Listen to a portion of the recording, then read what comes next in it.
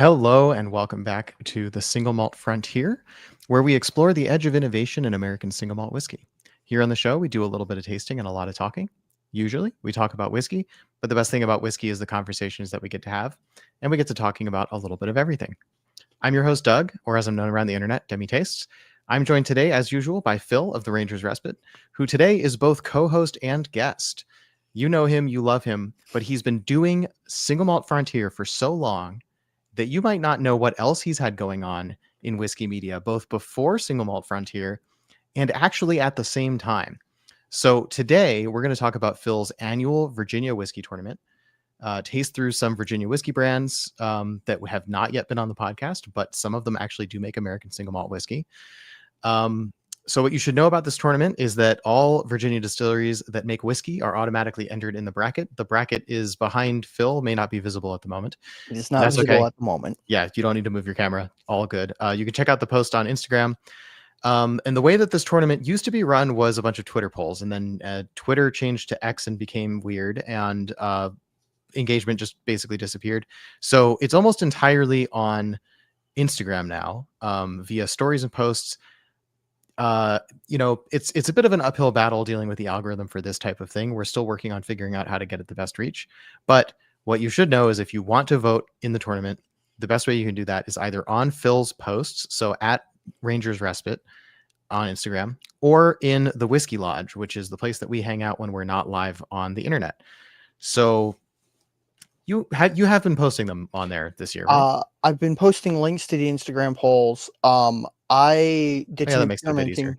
experimenting. Yeah, I did some experimenting with Discord polls and one of my test bed servers, and was discovering that the bot that I was trying to use for it and that we have in the Whiskey Lodge wasn't really parsing commands very well for that specifically. So the polls ended up weird. And sometimes would be like, for example, Catoctin Creek, Copper Fox, Option C, and Spirit Lab, and it's just kind of an awkward, how did I do that? And so I'm sticking to what I know I can make work, which is Instagram. Yeah. Um, Are you on Mastodon yet? I've been messing around with Mastodon a little bit. I am not on Mastodon. Blue Sky?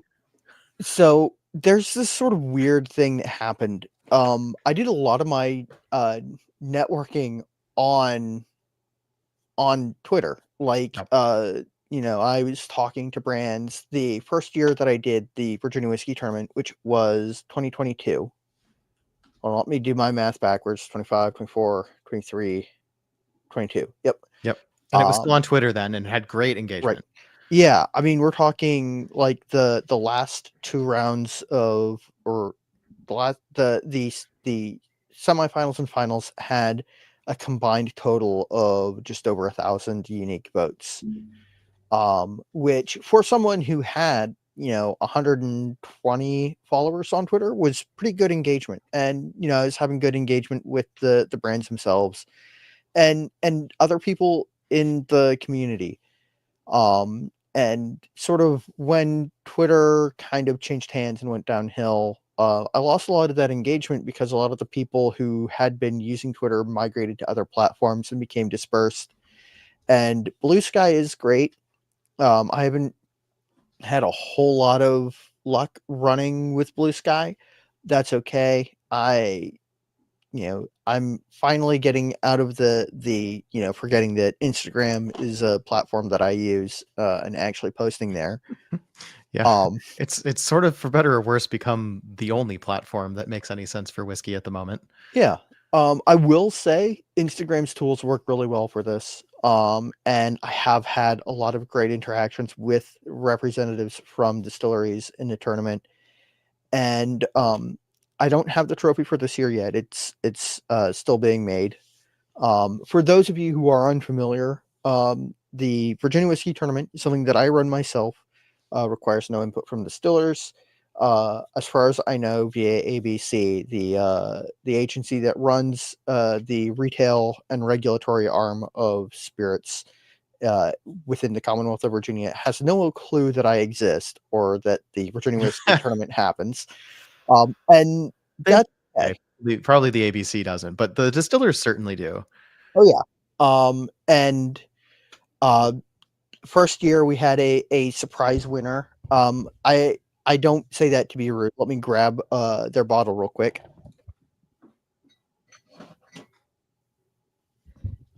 Um, there were at the time 38 distillers in the Commonwealth of Virginia. And the winner was Falls Church Distillers, who had just run into the issue of their rent increase where they were in Falls Church, and remaining at that location just wasn't tenable. And so they moved to Manassas. Uh, and so for a brief period, their whiskey was a little bit hard to come by. Um, but they do some really cool stuff. They're really great people, and they built a really strong community, which is why that first tournament they really walked away with the win. Was Um, that was the first year? yeah. Oh, okay. Cool. Um, and then in 23, the winner was Catoctin Creek. Um, and viewers of the show will know that I am a fan of Catoctin Creek personally. Yes. I only have samples because I saw a Catoctin Creek in my Total Wine once, and it was between that or a McCarthy's Cask Strength on the day that I was buying it. And naturally, I went for the McCarthy's Cask Strength, which turned out to be Mhm. my favorite McCarthy's ever. So I don't regret that decision. But my Total Wine doesn't sell Catoctin Creek anymore, so now I have FOMO. But I have lots of samples from you, so there's that. And the sort of widespread distribution of whiskey is something that we will touch on later, because that's one of the stumbling blocks to what I'm doing. But 2023 was Catoctin Creek. They make 100% rye whiskey, as well as some distilled beers, and uh, fairly new, a malt whiskey that, as I understand it, is 100% malted barley, which means it qualifies as a single malt. And I am currently looking for that in my samples. It'll be, I believe, a silver and black wax top. Oh, okay. That is very helpful. Found it. Thank you. Yep. And Scott and Becky Harris, the folks who founded Catoctin Creek, are amazing people. Their whole team is great. And I try not to root for anyone in particular, but it's hard not to look at, one of the distilleries that makes some of my favorite whiskey, and who had been in the semifinals, and I thought had a pretty good chance of winning that first year, coming away to win the second year, and then last year, in 2024, it was another newcomer, which always excites me because these distilleries show a lot of promise. J.H. Bart's, for example, founded in 2020.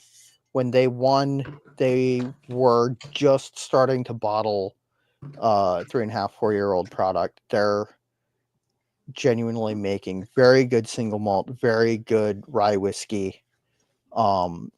They are right near Virginia Tech, and they do some interesting collaborations with groups in that area of Virginia. And because this is a single malt frontier, I am always happy to talk about Virginia single malts, because there are a bunch of single malt producers in Virginia, including probably one of the more well-known producers of single malt, which is the Virginia Distillery Company. Lots of them. Actually, my Stranahan's are currently covering up my Virginia whiskey. I should have prepared better.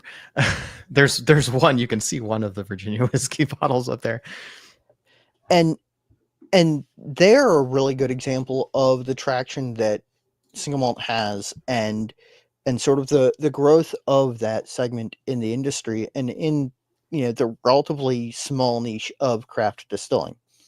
They started out with a product that was a blend of their own distillate and Highland whiskey or whiskey from the Highlands of Scotland. It was their Virginia Highland whiskey, which they had to change the name to VHW for legal reasons. Yeah, using the word Highland is not something that the Scotch Whisky Association likes very much, unless you're from Scotland. Yeah, which I have my own gripes about, and I will point out that there is a Highlands region in Virginia, sort of generally accepted. There's a Highlands region of India. There are the Highlands of Nepal, the Highlands of Japan, etc., and so forth.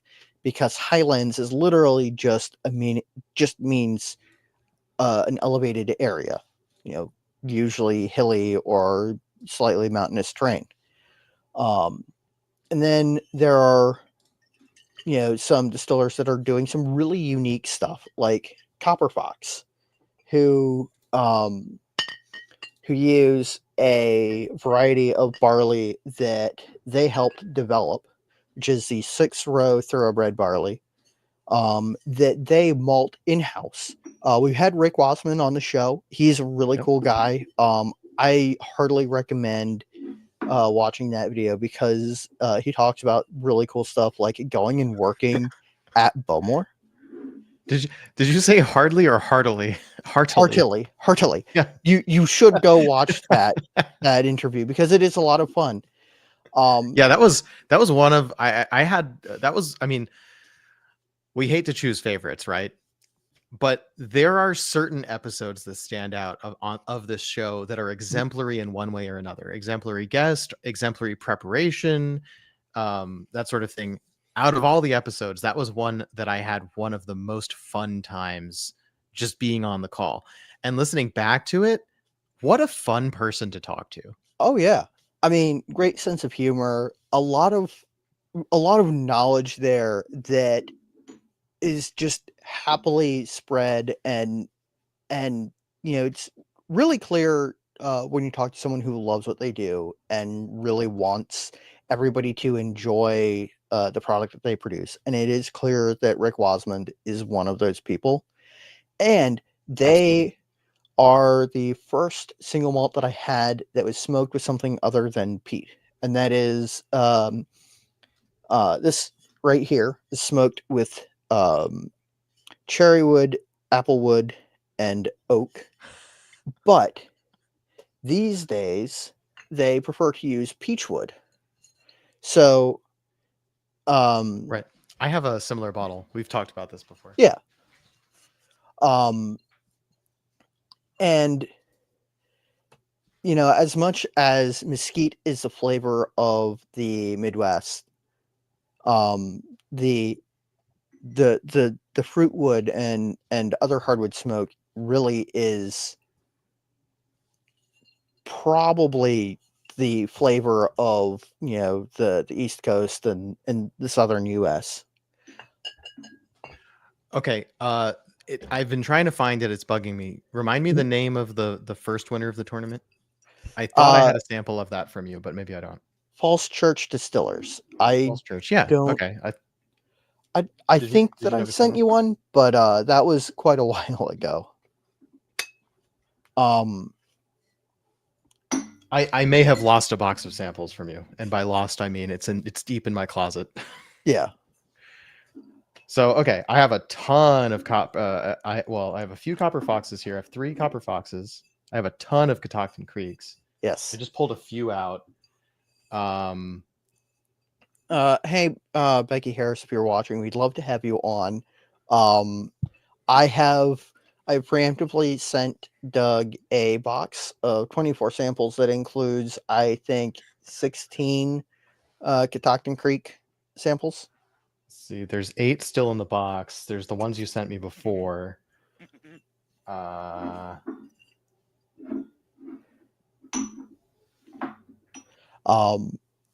By the way, 3, 4, 5, 6, 7, 8, 9, 10, 11, 12, 13, 14, 15. So 23 samples total of Catoctin Creek.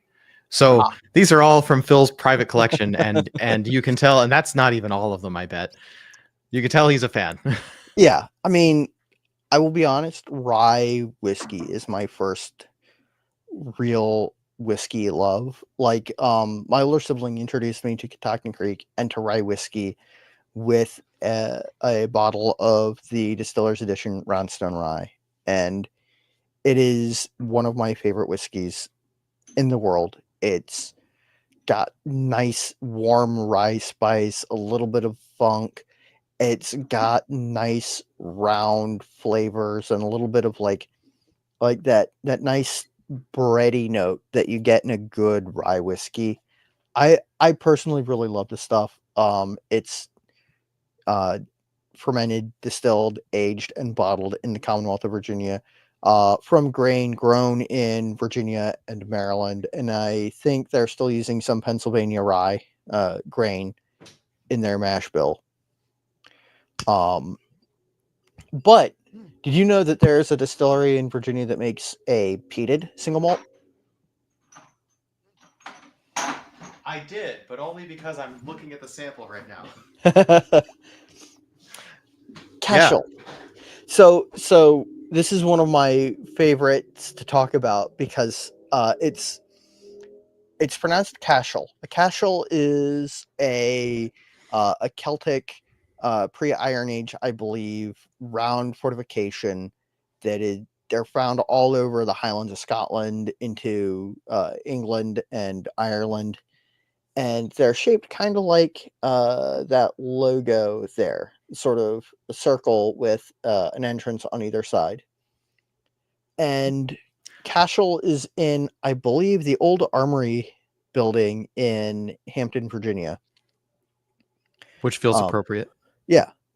And they make a single malt spirit that is unaged, a peated single malt, and an unpeated single malt.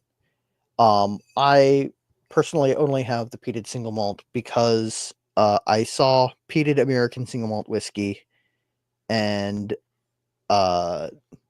made in Virginia, and I had to pick it up. Yep. So as much as you say that you prefer rye, you're still towing the line of American single malt. Yeah, I mean, there are.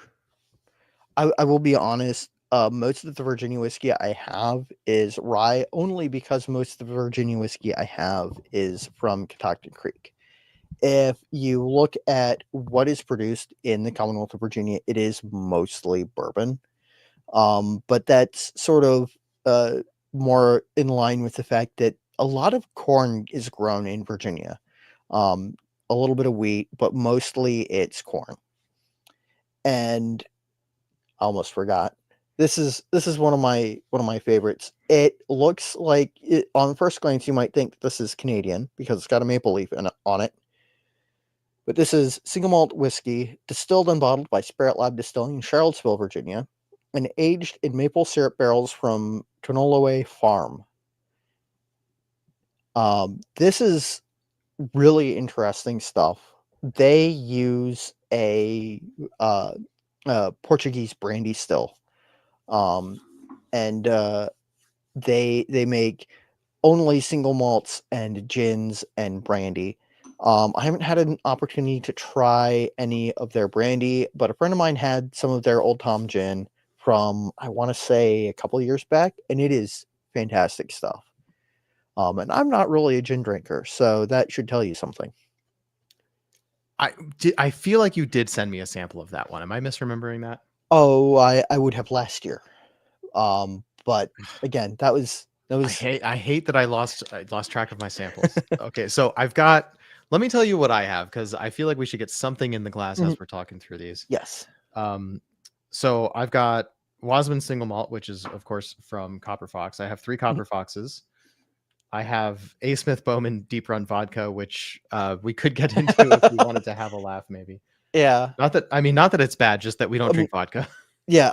I will be honest, my bottle of that is downstairs in the kitchen because the last person to drink any of that was my mom.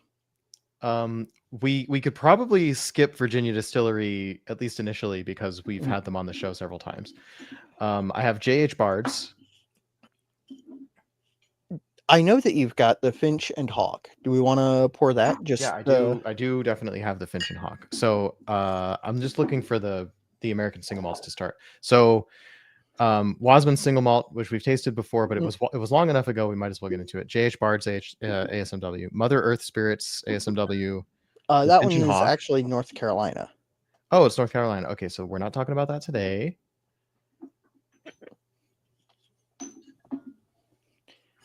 I do have your home barrel aged Copper Fox, by the way, which could be really fun to chat about. Yeah. We should talk about that at some point.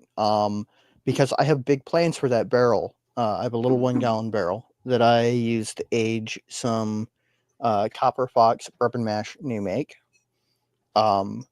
Which came out. Got a nice color on it. Oh yeah.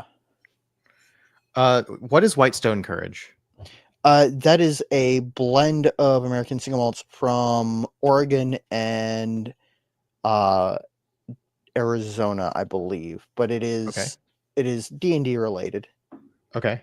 So, but Specific. not for today though. So we No. gotta. It's good to like whittle down what we can talk Mhm. about today because we've got like maybe an hour left. Maybe. Maybe.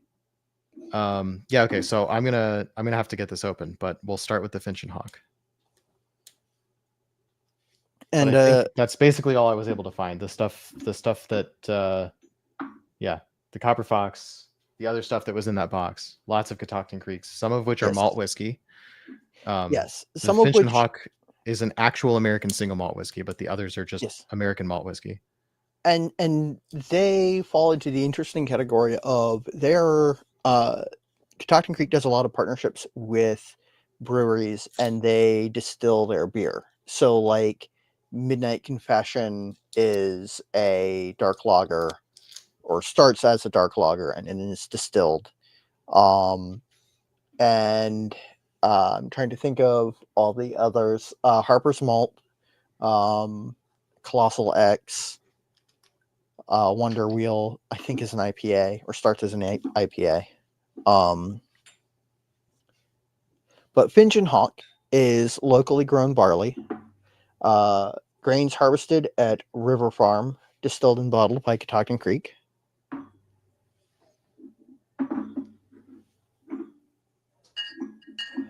It is bottled at 46% alcohol by volume.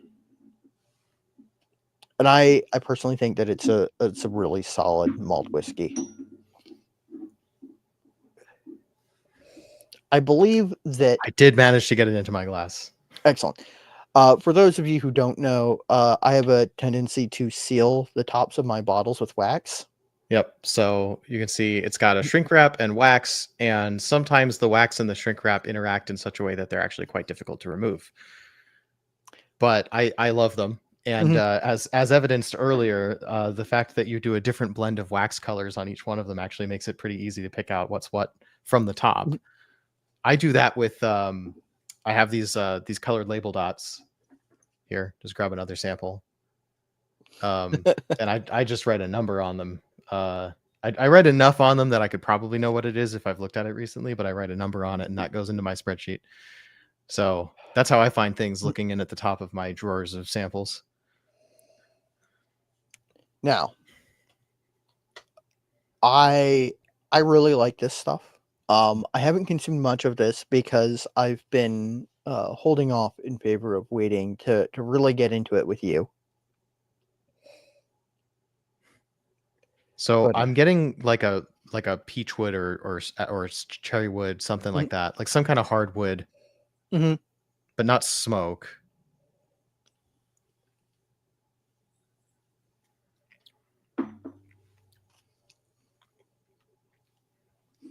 Oh, what's the strength on that? 46%. Okay. It comes in a little hot. It does. I think it's fairly young. I will say that there is, as weird as it sounds, there is something about the palate of it that makes me like if you put this in front of me blind, I would probably guess that it came from Catoctin Creek. Interesting. I wouldn't have that much context at the moment, but I will soon. 23 samples. It does remind me, there's something about it that really reminds me of Copper Fox. I wonder if the barley used was that 6-row thoroughbred. which, by the way, one of my favorite fun facts, developed in partnership with Virginia Tech by the folks at Copper Fox, which just is cool. Full stop. That's just so cool. Yep. Um, I just realized we didn't do roll call at all because we were so buried in figuring out oh, what it is that we're talking about and what we're going to drink. So, real quick, J Doge, welcome in. yep. Of course, we have the Rangers Respite. It's good to see you here in the chat as well. Joe's Whiskey Den, thanks for joining in. And And we have Kevin D, Kevin, who does not have Virginia whiskey, which we are aware of, and we're gonna find you some. Just couldn't get to it before this week. And so yeah, couldn't get to it is the story of my week. yeah. Sorry, we thought we were gonna do 5 p.m., but both of us had to delay by at least an hour because Mhm. we're having a week. It's been a real busy week for both of us. But on the note of not having any Virginia whiskey, that bugbear has been bothering me a lot lately. So one of the reasons that I started doing the Virginia whiskey tournament in 2022 was because we're coming off of, you know, things opening up post pandemic. A lot of distilleries were in kind of a rough spot. Um, a lot of them had spent a lot of money and effort contributing to the I guess disaster relief. A lot of them made hand sanitizer using their distillery equipment. They There was a huge outlay of cost in getting materials and components that are necessary for making hand sanitizer that are not for making consumable spirits. And they had worked with the federal government to waive the usual fees associated with producing those products, and then there was some miscommunication and the potential that they would be stuck paying more anyway. And it took a concerted effort of a lot of craft distillers across the United States to convince the federal government not to essentially fine them for, stepping up to the plate and providing a lot to their community.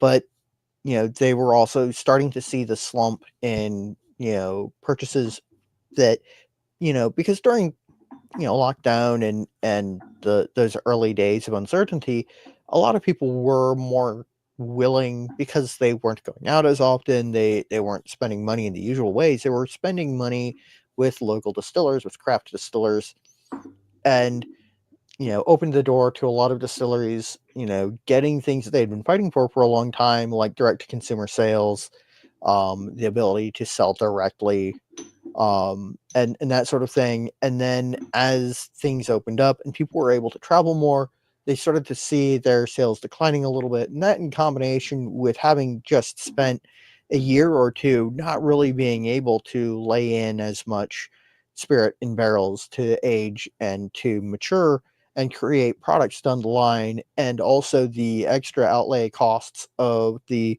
material and components to make this hand sanitizer that they were, you know, essentially donating to a lot of like schools, hospitals, doctors' offices, testing facilities, and that sort of thing, meant that they were kind of in a little bit of a rough spot. And I figured, I love Virginia whiskey. I think that some of the best whiskey in the United States is being made here in this Commonwealth, which, despite what a lot of people say, is the birthplace of American distilling, going back to the 1610s and Jamestown. And now, I wanted to do something, and I figured I would just throw a tournament. You know, put put a bunch of that first year. I literally put a bunch of names in a hat, drew them out, taped them to a a spreadsheet, and went through and did. I think you know. That sentence took an interesting turn. Taped them to a spreadsheet. I wasn't Yes. expecting spreadsheet. So I'm not the most tech literate person. Um, so So I built a spreadsheet in in LibreOffice, and I was updating it on the computer, but I couldn't put that behind me while I was talking about the tournament and the distilleries, so I printed it out. But then I couldn't keep printing out a whole spreadsheet every at the end of every round, because that's a lot of paper. Because you know there are a lot of distilleries in the Commonwealth of Virginia that are producing whiskey, and so my solution was I was printing out little slips of paper with the names of the distilleries on them and taping them to the spreadsheet that was behind me. Um, which does mean that the phrase taping distillery names to a spreadsheet does unfortunately make sense. No, it does make sense. It was just like I think of the spreadsheet as the thing in the computer, Yeah, and then yeah. like printing it out. Yeah, of course you can print it out. Yeah, I mean, I would have done the same thing. Printing that out over and over again doesn't make any sense. Yeah, tape them up. Um, and it was a really big success. The trophy, I decided I would use the most appropriate trophy vessel, which is, well, initially I was thinking a Glencairn or a Neat Taster, but I Like happened to like one of those big ones, or just a no, regular old glass. just a regular one, because cost uh, was potentially a problem, because at the time I was unemployed, which is why I had all the time to do it. Um, Fun fact: when I was doing the first Virginia whiskey tournament, I had basically started doing YouTube again. I believe on this on my channel, the Rangers Respite on YouTube. I was doing Whiskey Wednesdays, cocktail videos on Fridays, and just sort of throwing stuff at the wall on Mondays to see what stuck. Yeah. Um, And one of your last videos, and probably one of your most controversial, was reviewing this guy, the Van Winkle Reserve Rye. yes, yes. So interestingly, because this is kind of a fun sort of side tangent, I got pretty good at sitting down and tasting something and coming up with tasting notes. And I want to say, sort of, I had made a joke to a friend of mine in private that, oh yeah, if I end up getting one of the allocated items in the VA ABC lottery and I buy it, I'm either going to be controversial, because I have constantly said that these things aren't really worth chasing. They aren't worth sitting out in the cold, wet overnight, in line with 101 other people, only to get your hopes dashed when all that's left when you get there is, Buffalo Trace. Um, but I was either going to ruin my reputation by finally getting one and going, I'm going to review this, and oh hey, this is actually really good. This is worth it. Or I was going to be really controversial and go, eh. And um Either my way is good content. I guess. But I it's okay. Like it's not worth, fighting a guy in a parking lot over. It's not worth the price tags that I have seen on the Van Winkle 13-year-old Family Reserve Rye, which are upwards of $2,000. It's just not worth that money. Yeah. And most importantly, it's not made in Virginia. Um, Oh, that's really funny. I just realized what you wrote on the label of this is Van Winky. yes. Yeah. Did you do Uh, that on purpose? yeah. So, It took me 3 years to notice, Phil. um, but I made the video, and I got a text message from somebody that I hadn't talked to in quite a while, and they were like, "There is no way it is not that good. It is. I mean, you paid $128 after tax for that bottle. Hey, that's a great price, though. It is a really good price, because one of the upsides of living in a control state such as Virginia is that prices are standardized across the whole state. There are standards that they meet for pricing that mean that, like,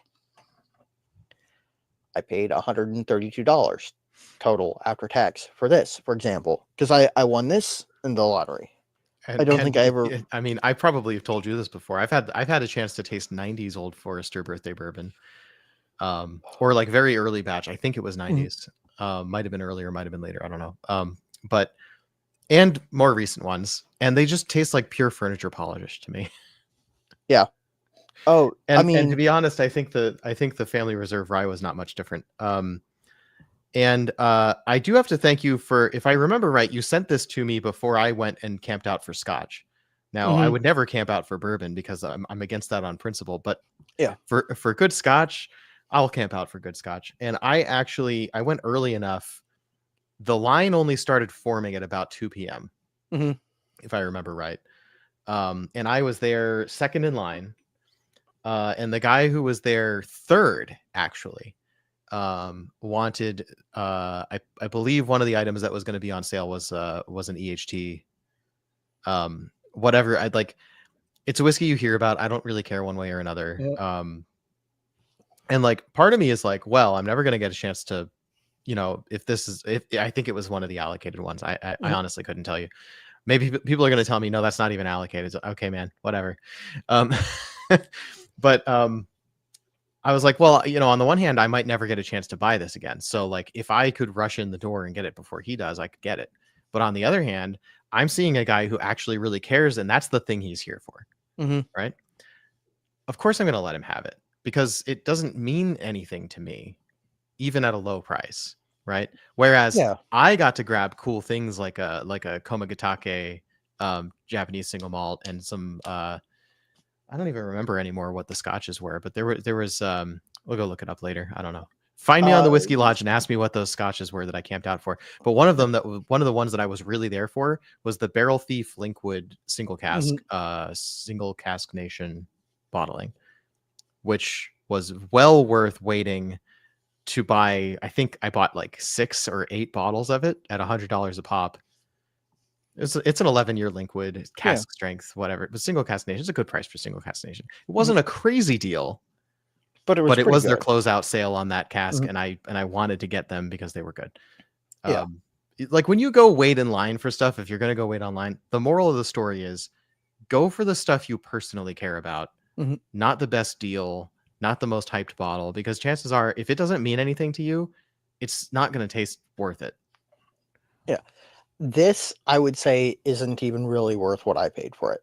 But given the opportunity to purchase it, I wasn't going to pass it up because Absolutely. I am really curious what 12-year-old Old Forester tastes like. I mean, who wouldn't be?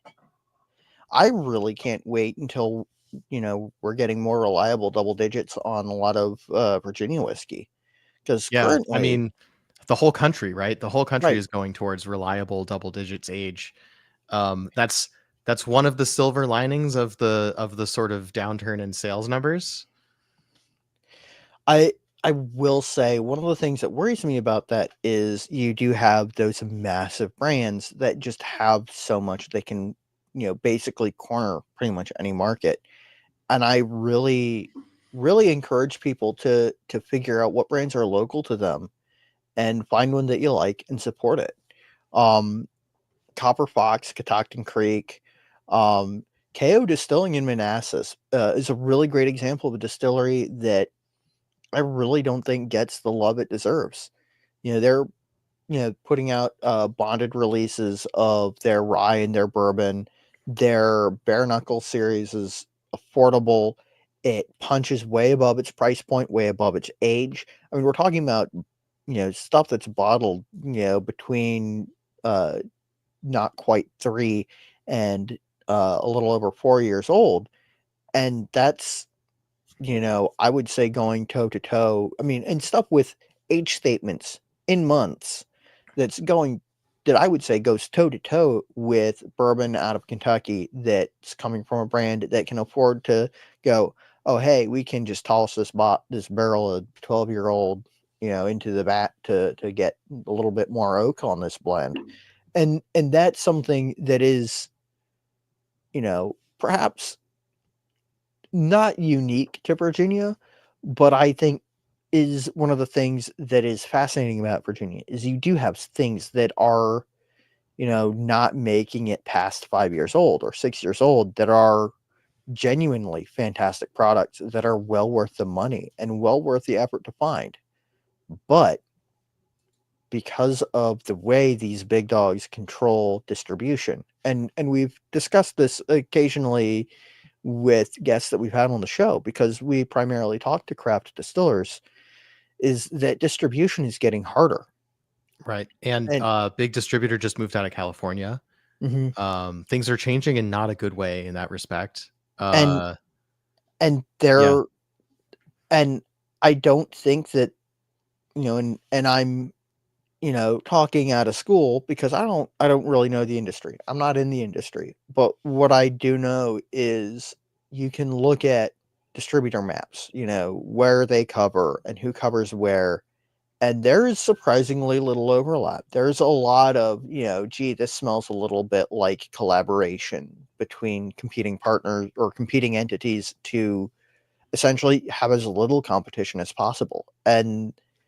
yeah.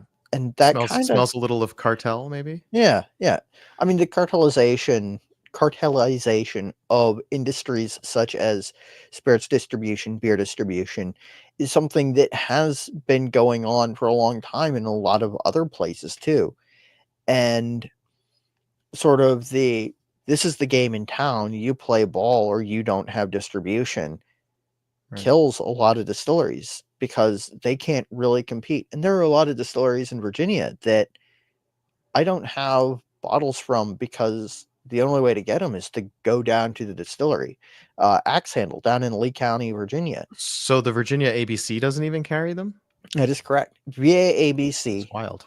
VA ABC it has essentially set themselves a quota of we're going to accept this many new products. There will be this percentage whiskey, this percentage moonshine, this percentage it's other spirits, etc., to sort of fill out their shelves, and they maintain really strong relationships with outside, essentially out of state vendors so that they can get stuff like the Old Forester and the Van Winkle stuff, and there's always going to be a call for those national brands in the state stores, but I personally feel like they don't do a very good job of serving the distilleries in their state that create jobs in their state that bring money into the state in terms of tourism and tax and general trade. And for example, there's a distillery down in Luray, started operating in 22 or 23, Blue Shepherd Spirits. They do not have any products in VA ABC stores. They make a Oh, I single remember malt. liking Blue Shepherd on paper. I remember researching them Yes. last year. And I've got to make it to Luray to try their products. I really want to get the smoothbore bonded release from Axe Handle Distilling down in Lee County, but Lee County is the far corner of the state from where I am, and that's something that I don't have the ability to do currently, and that's hurting Axe Handle. Not because I can't get there. I ultimately don't really matter, but if I Yeah, can't get there and I can't get their product in a store in Virginia, the state where they produce their whiskey, right. um, It's not the story of the one person. It's the fact that they're not accessible even in their own state, which mhm, means there's thousands of people, tens of thousands of people who might otherwise buy this product who just can't. yeah. I mean, and there are all sorts of stories about like you know, when the Moonshiners TV show came out, there were a lot of companies that were making flavored vodkas that suddenly were making flavored shine Mm, because VAABC was chasing that trend and going, sells. We'll, carry more of that. And it just made sense from a branding perspective. You got to do what you got to do to survive. I mean, and you know, you can't get this in a VAABC store. Luckily, the folks at Spirit Lab have figured out online distribution of this product. Otherwise, I wouldn't be able to get this. I mean, that's not really true. They're in Charlottesville, and I've got family in Charlottesville. So in a pinch, I can make a side trip. But you know, there are so many brands that are in the running that I don't have a product from, so I can't speak, authoritatively about the quality of their product or Right. anything about them. And Right. And I think that bears mentioning, right? Remembering that we have mhm, an audience and all. mhm, Hey, audience, please go vote in this tournament. The more yeah, engagement Phill gets on this tournament, the more sort of buy-in that we'll have from brands in Virginia to like actually send products so that Phill can do a bracket of reviews to tell you something about all the products that would be represented in the tournament, which is a snowball effect that would help everybody grow, right? And selfishly, the ones that make single malt will know about our show too, right? yeah, So it right. like just as podcasters, it helps us to help brands grow and vice versa.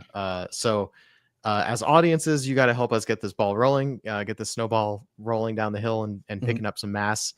Um, And I'd love, it's kind of a shame that Twitter, imploded, and we yeah, have to find other ways to get the sort of the polling engagement, which is just not quite as easy mhm, on other platforms. So the best thing we can ask you to do is don't be a victim of the algorithm. I know I often am. Remember to go reach out to the accounts that are doing something that you find interesting and actually check on what they have, because you're not mhm, necessarily going to see all their posts if you just scroll through your main feed. yeah, and also ask me questions because I can reach out to a lot of these distilleries. I have had positive interactions with pretty much every distillery I've reached out to.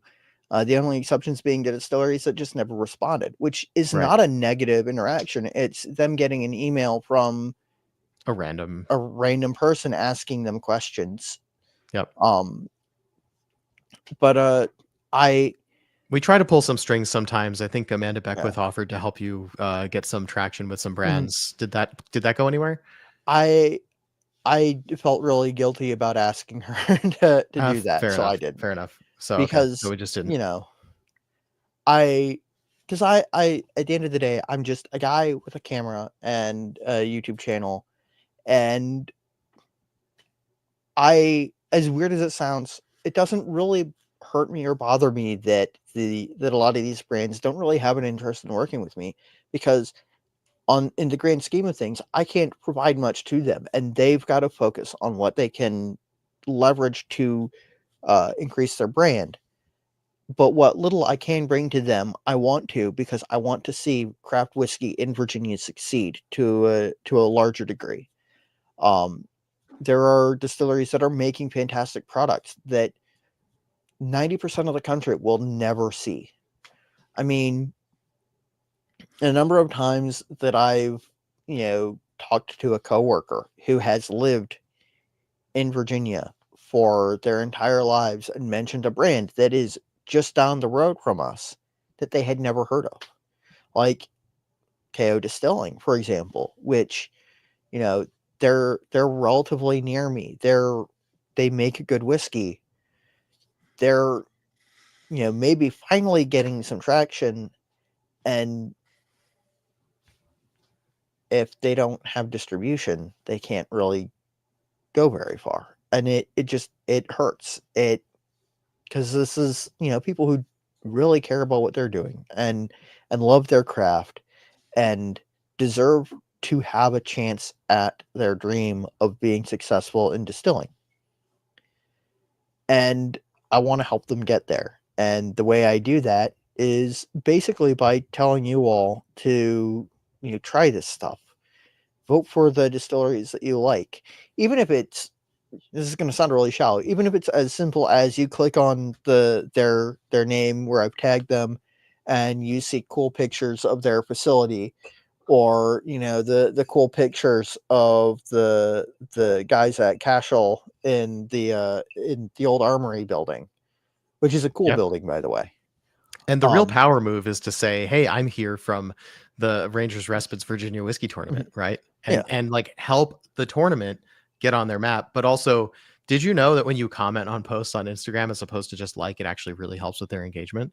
So brands will look at people engaging with their content by commenting in potentially an extra favorable way. That Mhm, is if they're watching it all. Some of these brands just have a social media manager and they don't really think about it.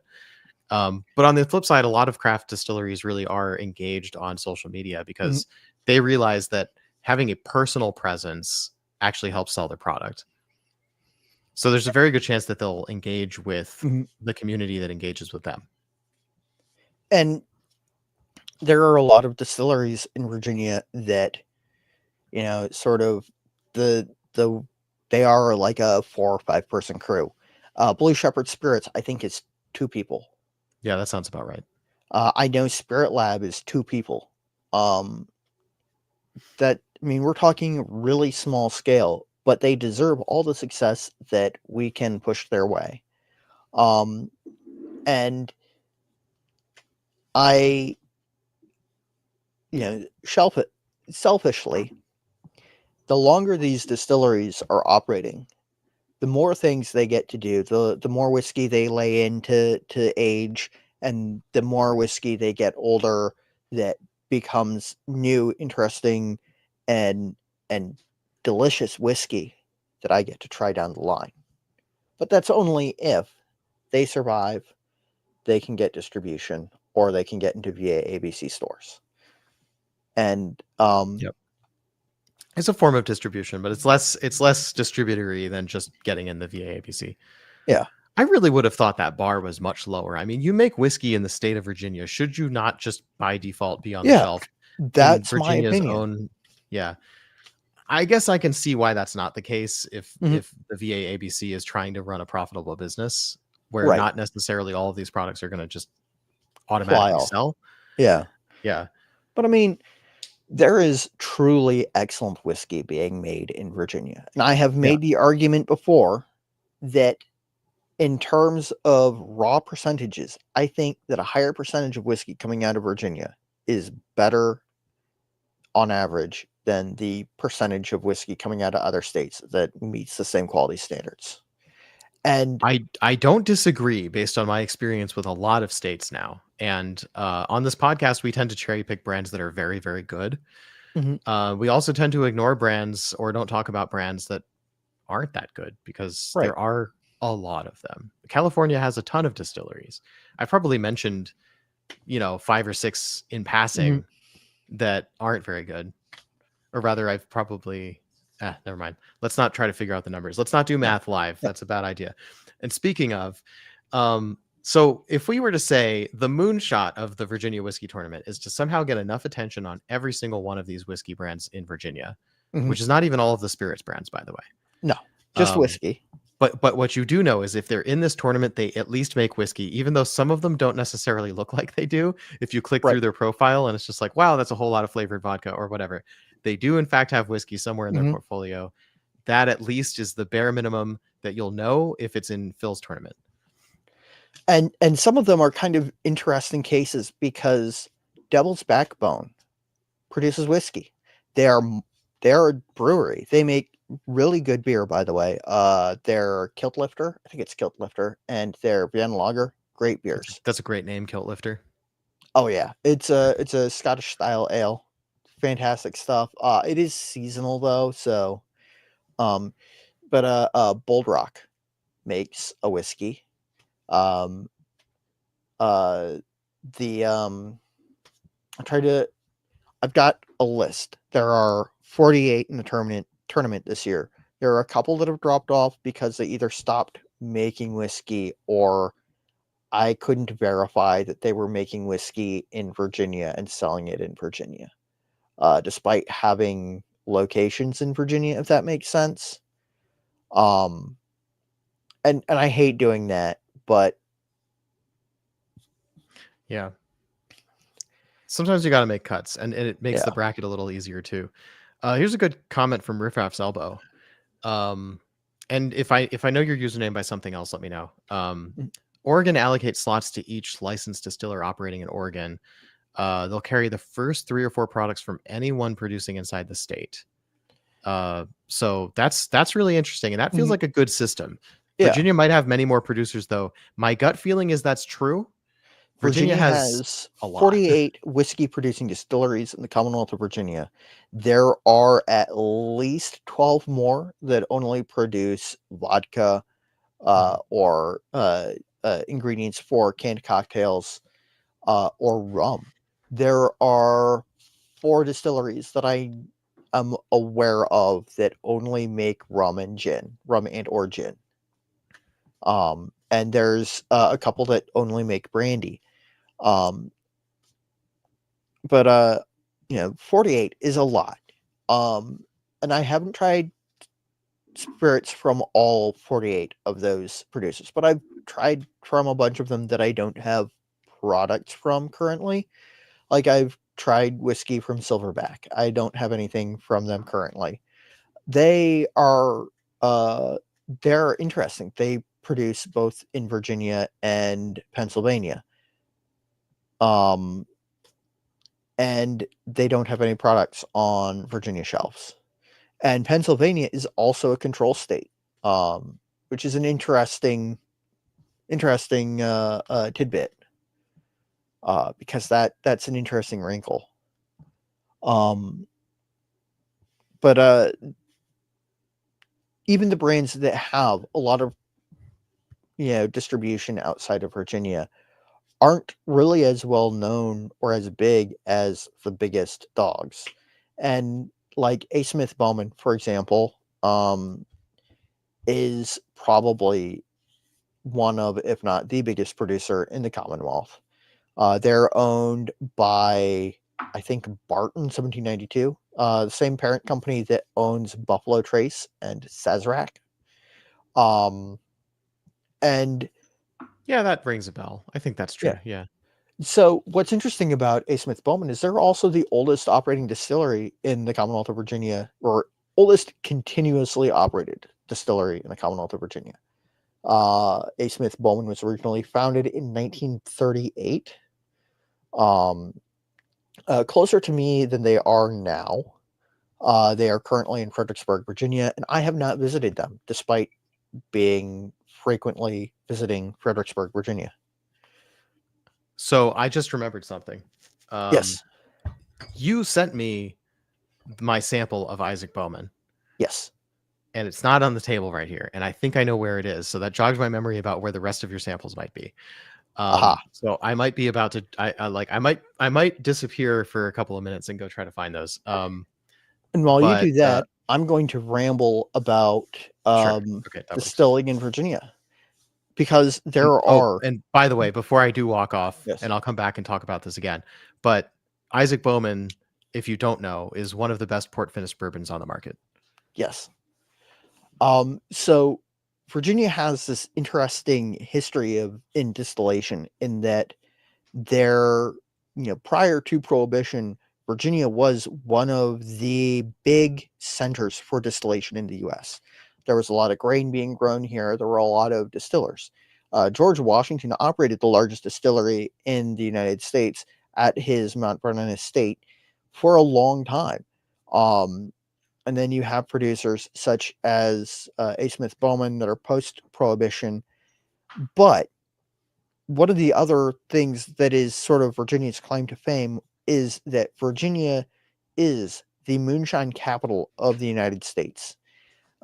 There's a lot of talk about, moonshine in rural parts of Tennessee, Kentucky, and West Virginia. But Virginia was sort of the epicenter of a lot of the moonshining.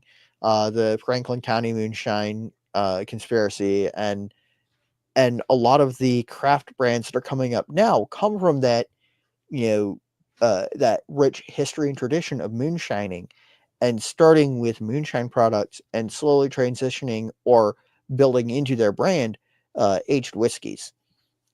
Twin Creeks, for example, is one of these brands.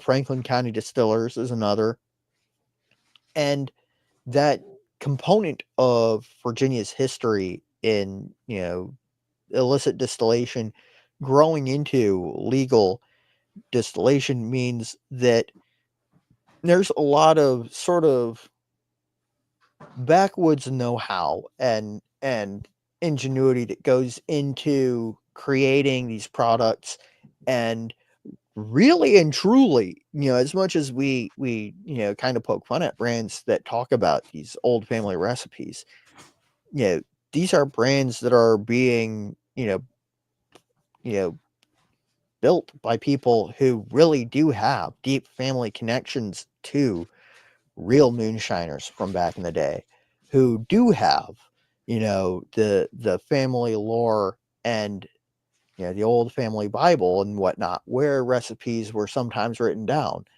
And sometimes they are very honest that they are just taking something that they are creating whole cloth and trying to make it taste like, as their grandfather's or great grandfather's product has been described to them. And some of them literally have the receipts of, this is, the whiskey that my family has made, and now we're just doing it legally.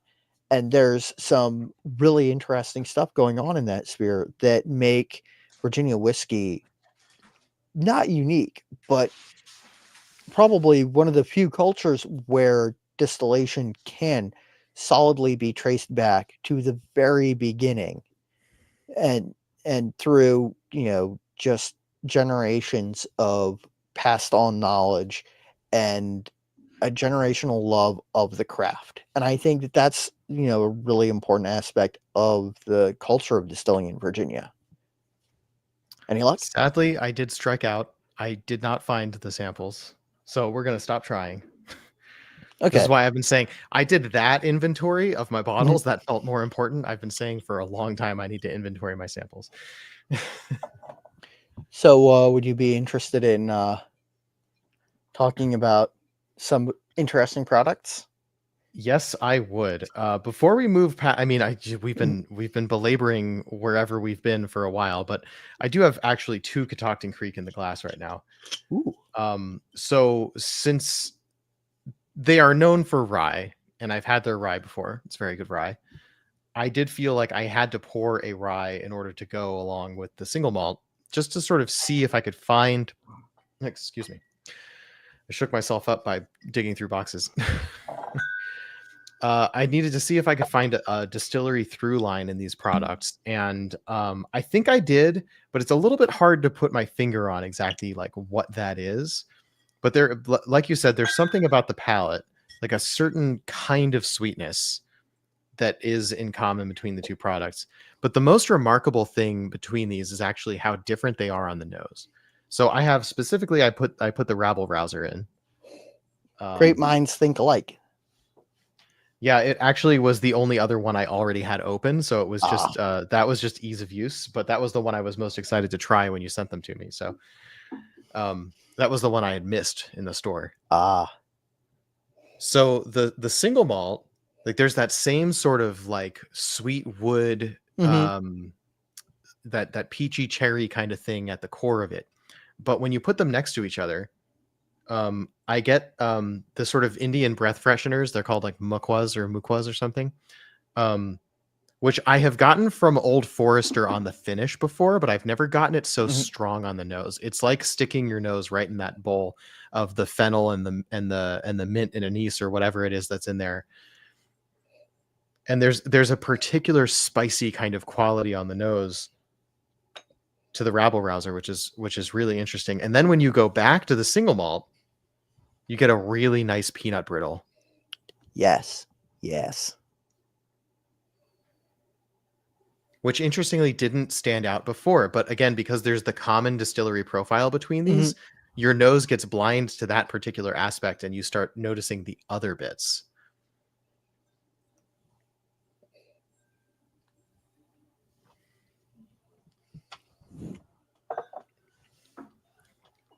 They're both really Rabble good. Rabble Rouser, by the way, being one of the few areas where I have broken my do not buy duplicate bottles rule. You know, everybody's got to have.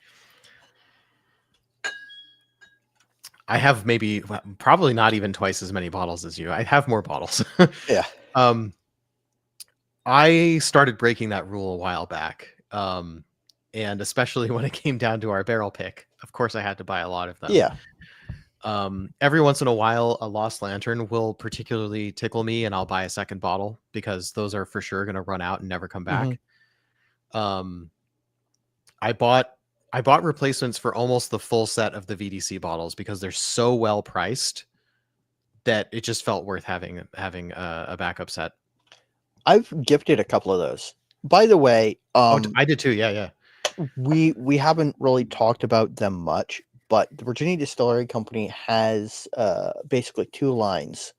They have the Courage and Conviction line, and they have the VDC line. Yep. And The we've VDC, been more, I guess, the first interview we did with Amanda, we were talking about the Courage and Conviction. yes, And then the second we talked all about the VDC and a little bit of the a little bit about the Brewers Coalition. the Brewers, yeah, that one. But the Brewers Coalition, I think, kind of sits with the VDC line in terms It of feels very similar. It's just a slightly higher price Mhm. point at like $55 a bottle. Mhm. Depends on, basically it seems like it depends on the cost of the cask. Like how Yeah. fancy of a beer was that? I mean, I have currently in my hands the Brewers Coalition Hardywood Gingerbread Stout finish. Beautiful whiskey. A lot This of is people love that whiskey. But I'll be honest, for me, that is not my favorite. oh, which one is your favorite? I think it's okay. And the sexual chocolate also is like a little bit weird with like the Mhm. stout. The beer quality of it sticks out a little bit too much for me. Mhm. But it was the other one, and I forget actually the name. Oops. The Goose Island, which interestingly is stout cask finish, bottled in bond. And again, the Brewers Coalition is technically separate from the VDC line. Yes, but great values. If you are a lover of stouts, they've got a good selection. I particularly enjoy the Hardywood. The Foothills Sexual Chocolate Porter or chocolate stout is very good. It is sweeter, pastrier. I think All of that these are true. I'm not saying yeah, I dislike any of these. The gingerbread one is just a little bit too spicy for me, and I think it's the same issue where like I can agree that a gingerbread cookie tastes good, but mhm, it's not my favorite cookie. right. Like I'll take a chocolate chip any day. And I think for this one in particular, um, and the funny thing is I didn't even remember the name of it off the top of my head, but the Goose Island Bourbon County Brand Stout, I love that beer. Yeah. But I don't even think about that when I'm drinking this whiskey. It just Mhm. the flavors that it brings. I like the whiskey for the same reasons I like the beer. Yeah. I mean, and the VDC line, which is sort of echoing the earlier VHW releases. I don't have the VDC line to hand at the moment. They are Also, I love these glasses that we got in the Draftsman blending kit. yes. Oh, by the way, that is a great way to try Virginia Distillery Company whiskey.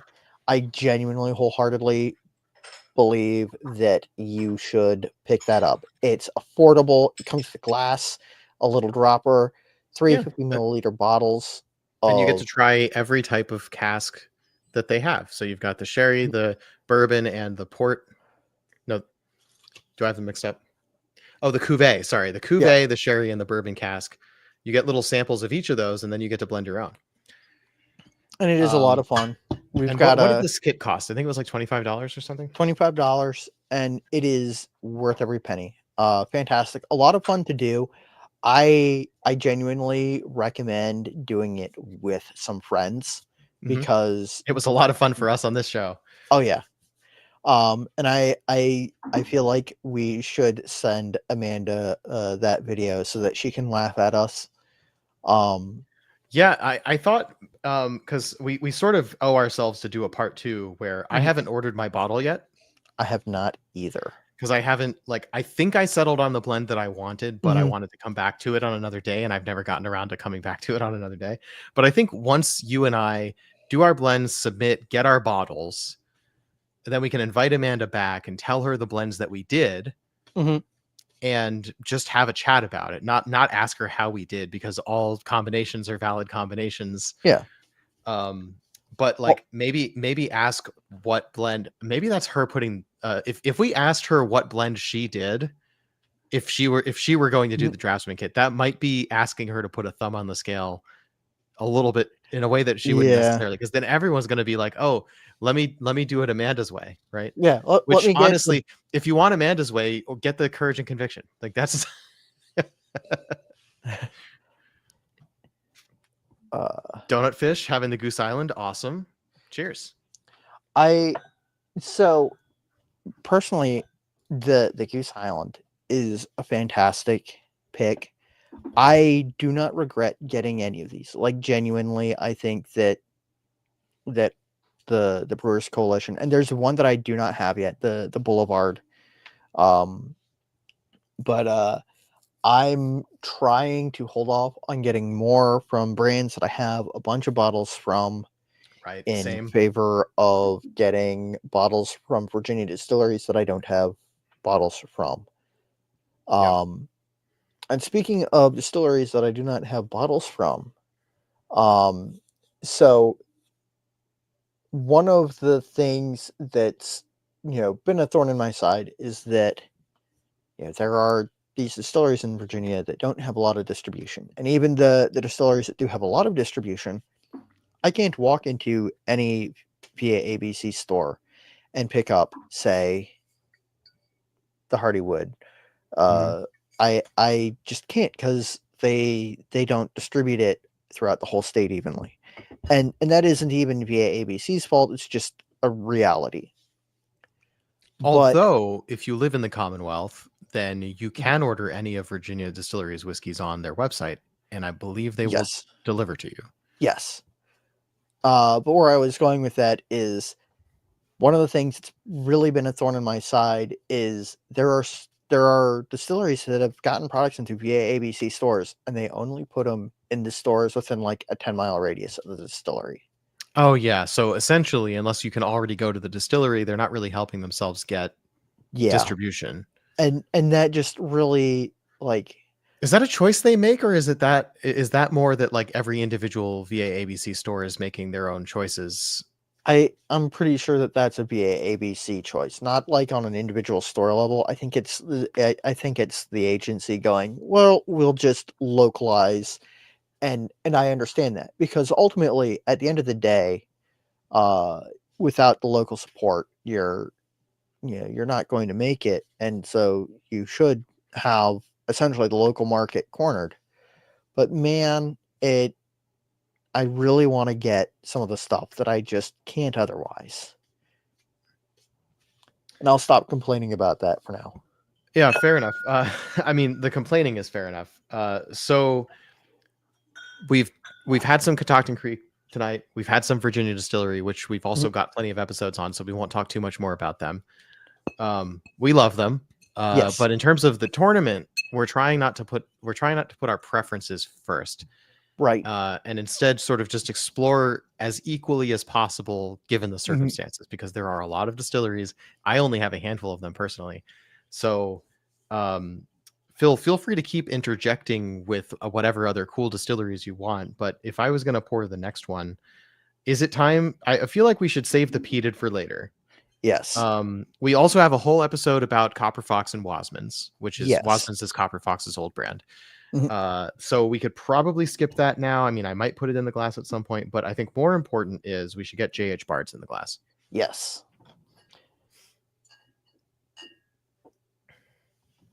Now, they are one of the younger distilleries.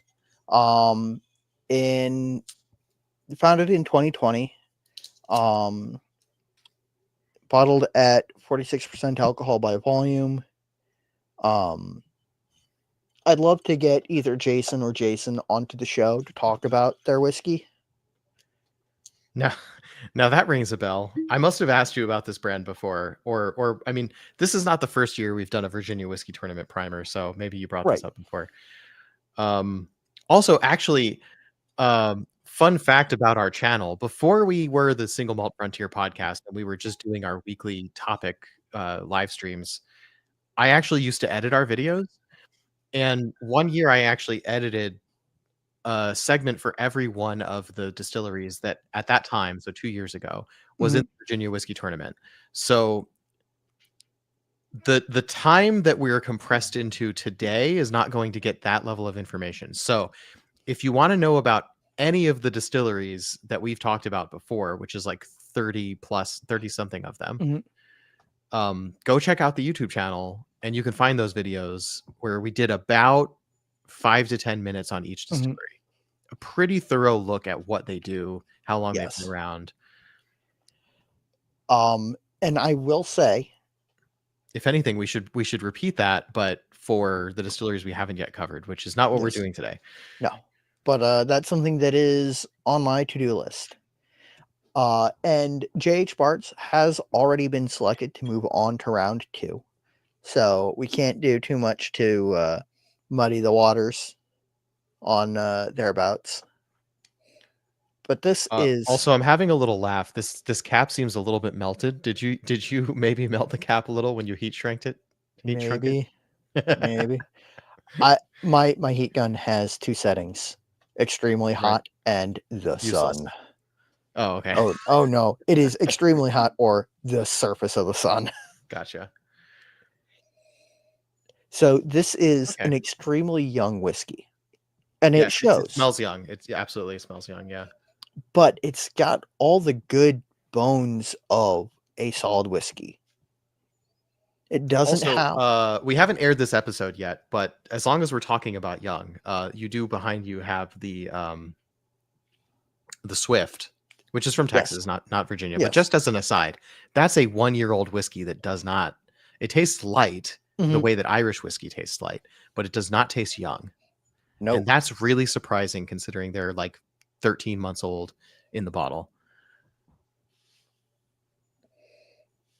but it's got all the good bones that you need to grow a solid, well-aged whiskey.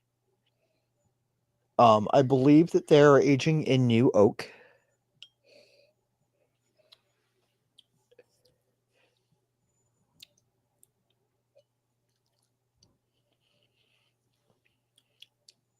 Interesting. So I'm getting there's something about the nose on this that reminds me a little bit of an Isla, but without the Mhm. smoke. So it's They like there's a kind of oiliness, chemical oil, yeah. Um, like now, I get it's like yeah, like chlorhexidine mhm, is like the thing that people think is iodine is actually not iodine, but iodine does still have a smell and taste. So mhm, some people know what iodine tastes like, but a lot of people when they say iodine, they're actually thinking chlorhexidine because that's what they actually use in hospital antiseptics mhm, now.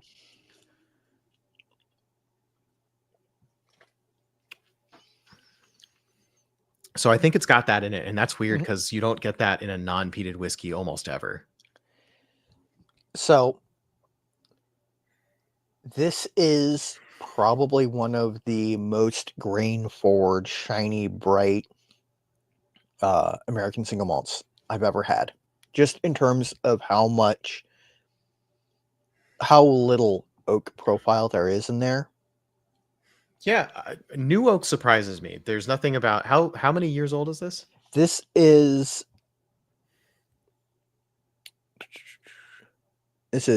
batch 22K92M. So this was likely this is probably about a year old. How do you figure that from the batch number? 22, I believe, is the year of distillation. Oh, that makes sense. What about the rest of it? Oh, I guess okay. You're just saying it can't be more than yeah, It can't be more than 2 years old. yeah, more It than the is difference between the distillation and when you bought it. right. Yeah, But this is there's something about this that I'm having like I want to process, but I can't quite get it. it has a like little bit of spice in it, like an earthy spice to it that Yeah. I Is it mace? yeah, Which would be a weird, so you don't get that in whiskey a lot, but that's also I think most people don't even know what that is. look, I've got a really complete spice drawer that I can go and snip jars in, so I've done a lot of that. It's like I think when you learn about mace, your first thought is it's going to be like fenugreek, but Mhm, it's not at all. It's just that the types of food like Greek food that uses those spices, they just usually go together. But mace, if I'm not mistaken, is the fleshy part on the outside of a hazelnut mhm. or something like that. It does Um, have a.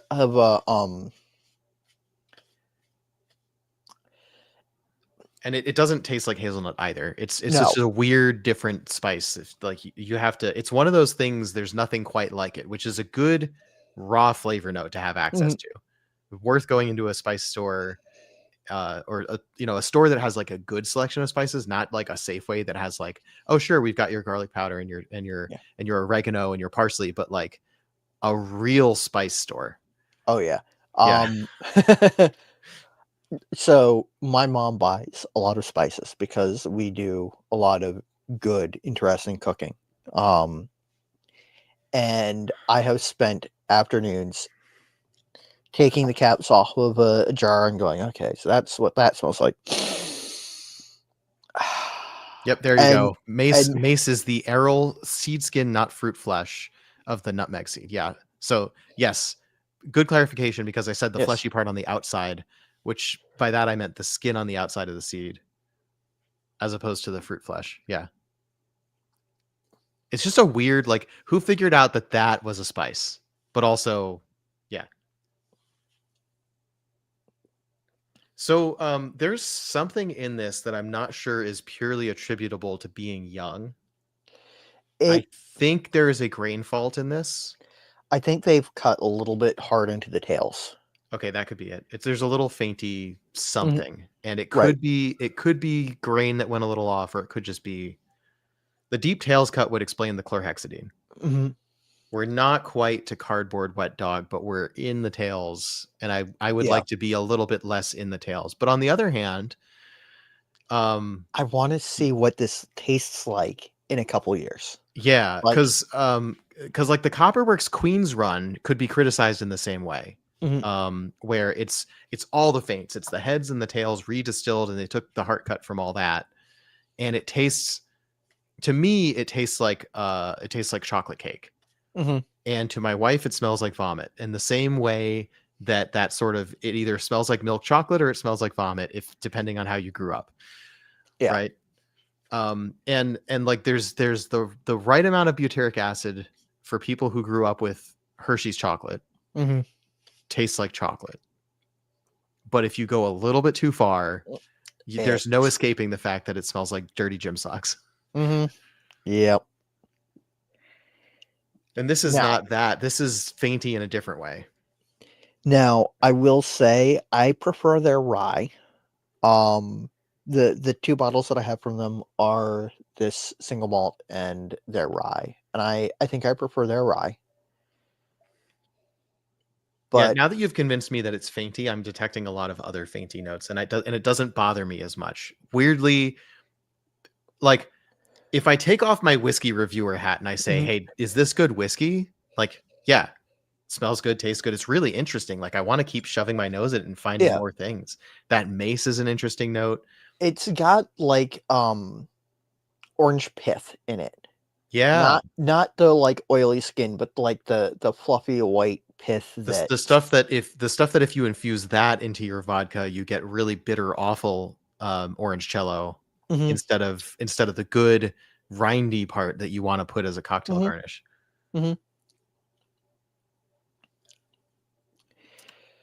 I We should review more things on air that we don't already have thoughts on because I feel like when we just stick our nose in something familiar, we sort of go like, "Yep, that smells right." so one of the things one of the reasons why, like, JH Bards is so important to me as part of the sort of spirits ecosystem, and and why they won last time is they do genuinely make very good products. Their bourbon and rye are excellent products. Their single malt has this structure that I think will be very good in a few years. And I know it sounds like kind of cliched to be like, yeah, it just needs some more time, but I really think that that's part of it because the barrel will eat a lot of those like off fainty notes and they'll develop into something else. And I really want to know what it develops into because it is Right. interesting. It is tasty. I like it, but it's also kind of a weird, challenging flavor profile. So when I visited Daniel Whittington at the whiskey marketing school 2 Christmas Mhm, seasons ago, 2023, at the end of our interview, this is an interview I haven't aired yet, mhm, by the way. At the end of our interview, he told me that I should ask distillers if they're distilling, if they're doing their cuts in a certain way for how they plan to age. mhm. It's a really interesting technical question. I've tried asking that question and not everybody quite catches on to what I'm asking, even Yeah. because it's a very nuanced question. But it's exactly what we're talking about here, where we're tasting something that's 2 years old, that's been distilled a little fainty, that with a few more years in new oak could really develop into something interesting. But right now, still has some raw edges on it that Mhm, like we find interesting as whiskey drinkers, and hopefully other people would as well and wouldn't be put off by them. But mhm. we also were sort of like, question mark, this whiskey doesn't quite feel done. Right. And we're tasting this and going, I want to know what this is going to taste like when it's done. Right. And that's one of those things that's like I one of the schools of thought in whiskey making is you make a new make that is good enough to drink. Another school is you make a new make that is, you know, Has the going raw ingredients to age into something awesome later. right. And you can get excellent products both ways. You can It's thread the needle where mhm, you have a new make that tastes good as a new make and it maybe works as like a rum or a tequila substitute, mhm, and then maybe it always tastes good as it goes along, but there's a period at which it's in this sort of no man's land where it's neither quite new make nor done whiskey yet. mhm, And I'm using done in a poorly grammatical way because finished has another term. uh right.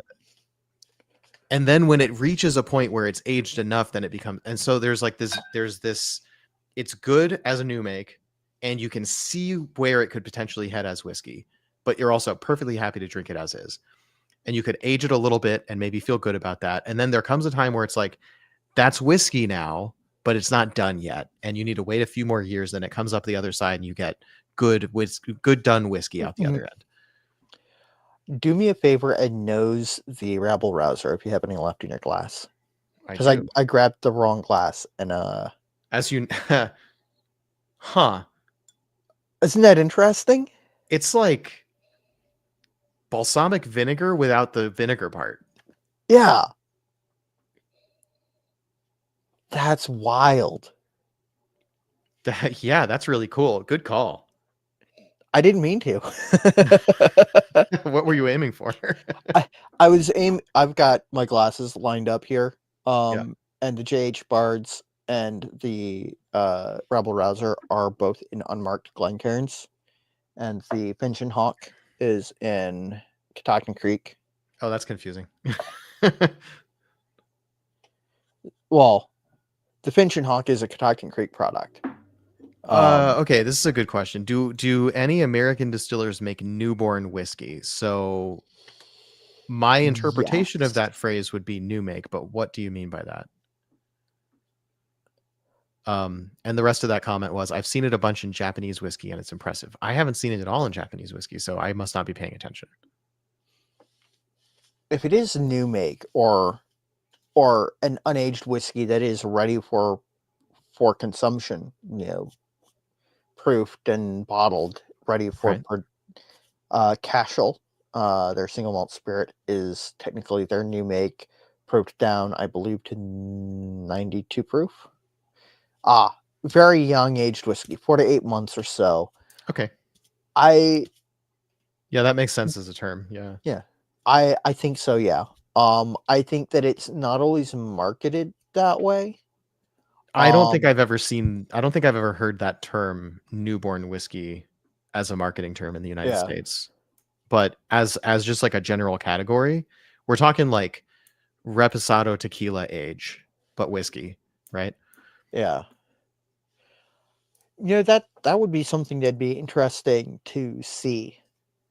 The intense heat in Japan, in Japan, because of the intense heat, it leaves significant impression on the new make. Is that I mean, I definitely see that, and I can see uh, I can see that being potentially possible in Florida or Louisiana. Or But I mean like Swift even, right? It'd be right, interesting to see what that is considering how good it is at 13, 14 months. Seeing it at half that age would be really mhm, interesting. Donut Fish suggests Old Pueblo from Del Oh Bach, yeah. which yeah. I don't have any, but I have had it. Funny enough, I was served a sample of Old Pueblo at Westward Whiskey when I was just tasting with we had Jonathan Harris on our Mhm, podcast. So you guys, if you've been fans, you know who he is. He took me into his classroom, basically just like the whiskey education room at the tasting room. And they've got a whole cabinet of whiskeys from different distilleries that they use as comparisons when they're having conversations with people about what their whiskey tastes like. And what's funny about that is I did not taste the Old Pueblo at Del Bach when I was there because there was a lot of other stuff to taste. mhm, And by the way, speaking of Del Bach, on Saturday, so I'm going to do a little self promotion.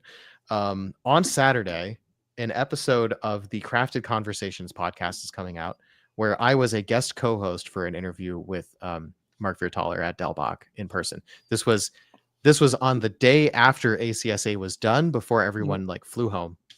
We went over to the distillery and did some filming. And since Alan's style is all of his interviews are recorded in person and edited a certain way and all this sort of stuff, and it took a lot of setup. Basically, we felt like the best compromise there was for us to record a podcast together, and for me not to try to do that live recording thing that I do so mhm. infrequently and usually mess up. It was better to leave it to someone who's good at it and sit in on that conversation. And it was a very good conversation. It's a different tone than the kind of conversation we typically have, which is super super nerdy, and his is more hang out with a distiller the way you would hang out with anyone that you met at a bar, just like talk about stuff. So I had to restrain myself from talking about news and products that I knew about because that's not the vibe. And instead, I got to put on my hat as an American single malt whiskey advocate who's a fan of Whiskey Del Bach. So I think that's going to be a really interesting interview to watch. I'm going to put it out on this feed as well. But you should go, if you're not already following Crafted Conversations, go follow, Mhm. subscribe to that channel as well, because those are not limited. Almost none of them are American single malt, actually. Not limited to American single malt, is mostly craft. So it has some overlap with the people that we talk with. And also Mark Viertaler is good people, and Whiskey Del Bach makes fantastic products. Yeah, if nothing Um, else, go listen for Mark. I'm slowly getting to a point where I've got examples from all the distilleries. We've spoken to representatives of behind me, so I've got VA Distillery Company, Del Bach, Minden Mill, Balcones, Cedar Ridge, um, McCarthy's, Swift, and then more McCarthy's because I haven't filled that space up yet. Yeah. I'm working on it. Yeah, they're not in frame right now. Actually, the funny thing, the way I arranged this room, the only bottles that I did have displayed prominently before just aren't in frame anymore because I had all the McCarthy's on that other shelf, Hmm. and I never moved them. So, and while I was rambling on about the episode that's coming out on Saturday, I did finally get into my sample of Cashel. So, Cashel. Casual, I really like. I will say, I've consumed most of this, but As opposed to like bringing it to D&D or giving samples, it's mostly you. right. Well, I've brought it to D&D a couple times, and after the first time, Right. basically it was, oh, I remember that bottle. I'll pass. Yeah. So in addition to the Old Pueblo, in terms of those Mhm. very young whiskey, Brother Justice also makes a silver. They actually won gold at ACSA this year with the silver, Ooh, which I thought was really interesting because the silver to me tasted a bit like a rum with like strong banana notes to it. The Brother Justice silver is like literally has been in a barrel for almost as little as it could be. In and out. almost, almost like the Pabst Blue Ribbon whiskey. Right. Now I did like it. Mhm. But to me it didn't have whiskey vibes. Like it didn't taste like whiskey. It didn't even really taste like single malt. It tasted like malt new make, single malt new Mhm. make, which is like that's what it is. So good Yeah. job. Um, but for me, when I took a bottle home from the tasting, I went with that one, which is the unpeated American single malt that's actually been aged for a few years, and that one only got bronze, which I think is a shame because it's better than that. But the judging standards at ACSA this year were seemingly stricter than in 2024. In 2024, it seemed like a lot of things won gold, not undeservingly, but it just seemed like the bar for getting gold seemed to be lower. Maybe it was the particular panel of judges, which I'm not sure I believe that because they were mostly the same people. Um, yeah, I don't know. It just seemed like this year they were a lot less ready to give out gold. And then things that I think really ought to have been rewarded quite highly only got a bronze or a silver. Um, and sometimes you just have to take the context of the conversation for what it is. Basically, everything that won an award Mhm. at ACSA 2025 was a really good product. Whereas if it got a bronze at ACSA 2024, I may or may not have agreed with that, but a lot of the things that got bronze didn't feel like gold quality. Yeah. I did, with the notable exception that I was really annoyed that almost every Del Bach won gold except for one. And the one that didn't win gold was one of the better ones. I forget which one it Oh. was. So, Casual is a peated American single malt. It is rich. It's got sort of a heathery, peaty smoke. I find that it is quite sweet, but not in the way that I find McCarthy's to be sweet. If that makes sense. It's Okay. Which McCarthy's are you thinking of? Because I I'm think of McCarthy's as by default being a little on the bitter side. via Our barrel Oloroso. pick, our No, barrel, oh, the Oloroso. Yeah. Okay. So yeah, all the sherry finished ones do lean sweet. Yeah. Okay. yeah. Um, sorry, that was actually the last McCarthy's that I poured myself. So Yeah. that was I top think of mind. when it's just ex Garyana cask strength, those tend to be on the bitter side. Although I do find just a little nugget of sweetness in McCarthy's. Oh Always, yeah. like sort Yeah. of a The way that any good whiskey has at least a little of all the major flavors. we are indeed speaking about Cashel, um, which Yeah, which is yeah. not spelled the way it you would expect it to be pronounced because it is a Gaelic word. Um, this is batch 112D. Now, the reason why this hasn't been popular amongst my D&D group is not because it's bad whiskey, because I think this is an exceptional example of a peated American single malt that is a very, you targeted towards the American palate, smoke and a little bit of sweetness and a little bit of like iodine and funk. It's because none of my D&D people like peat. Yeah, fair enough. This to me, of all the smoky whiskeys, of all the peated whiskeys that I've had in the United States, that use Scottish peat, Mhm, even McCarthy's, even Andalusia. Um, I always draw a blank when Cedar Ridge. mhm, Whereas most of these, even if they're getting peat from Scotland, they tend to be on the campfire side, like a little bit mhm. more savory, less bitter, swampy, iodiney those sorts of notes are not usually the driving notes.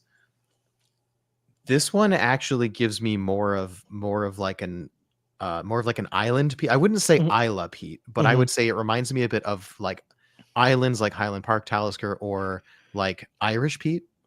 This always makes me think of Highland Park Yeah. Okay. because So it's got that. we're on the same wavelength then. Yeah, Yeah. and I think that it is wonderfully done. I really like this stuff. Um, It's I got a driving pepper note all the way from the nose through the mhm, palate into the finish, just like a cracked black pepper. mhm. It reminds me a little of tequila. Hmm. And there's also just a hint of like, I don't know, hickory or whatever type of smoke, like barbecue Mhm. smoke in there. It's like almost an entirely separate flavor. There's like Yeah. the island peat flavor, and then also wafting across the top of that is this barbecue smoke flavor. Mhm. Now, I have had their, at an event, I got to try their bourbon, their unpeated, and their gin. And this is my favorite of the products that they produce. Their unpeated single malt is a solid product. Their bourbon is a bourbon. I think that I think that this is sort of the most interesting and unique of their portfolio. Yeah, you know, so I've changed the way I think about would I buy a bottle of something. Mhm, And usually what I want to buy a bottle of isn't necessarily, I mean, if it's really, really good, of course I want to buy a mhm, bottle because, but the criteria is, am I going to share this? Because I know if I get a full bottle of something, I am not going to finish it by myself right. ever. So if I'm going to buy a bottle of something, let's say voluntarily, that has nothing to do with the podcast, it's got to be something that I'm going to want to share. Um, and to that question, would I buy a bottle of this to share? I'm not sure. I find it interesting. I Mhm, think this is the kind of thing I'm happy to bring out as a comparison. But would I want to like give someone a sample of this with no context and say, here's a whiskey that I think you'll enjoy or that I think you'll find interesting? I don't know that this is that easy of a call. mhm, I think it's really interesting from a whiskey nerd perspective. And I love that we have Virginia distilleries that are doing that. right. But is this going to appeal to the same market that Highland Park 16 appeals to? I don't think so. And unfortunately, like I said, it didn't really appeal very much to my D&D group. Candy corn.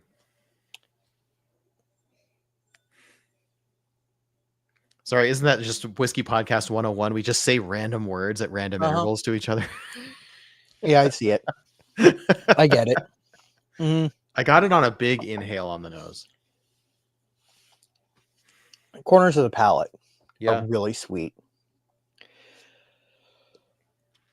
Whiskey nerds are not going to save the whiskey industry. I think Right. that we've got a big part to play in driving interest and innovation. Um, but I think that the more casual consumer and the people who are going to be looking for something and go, I've heard of this brand. Oh, they're near me. I should buy them, which is why I think that just in general, we should be more open to trying local brands. But that is a hard conversation to have. And um and sort of one of the things that has kind of become a cornerstone of whiskey marketing in Virginia, uh, unfortunately in some circles, is buy a bottle of this for your dad. And Because what sells whiskey? Dads sell whiskey. yeah, Happy Father's Day, everyone, by the well, way, yeah. this past weekend. Weirdly, my dad doesn't drink.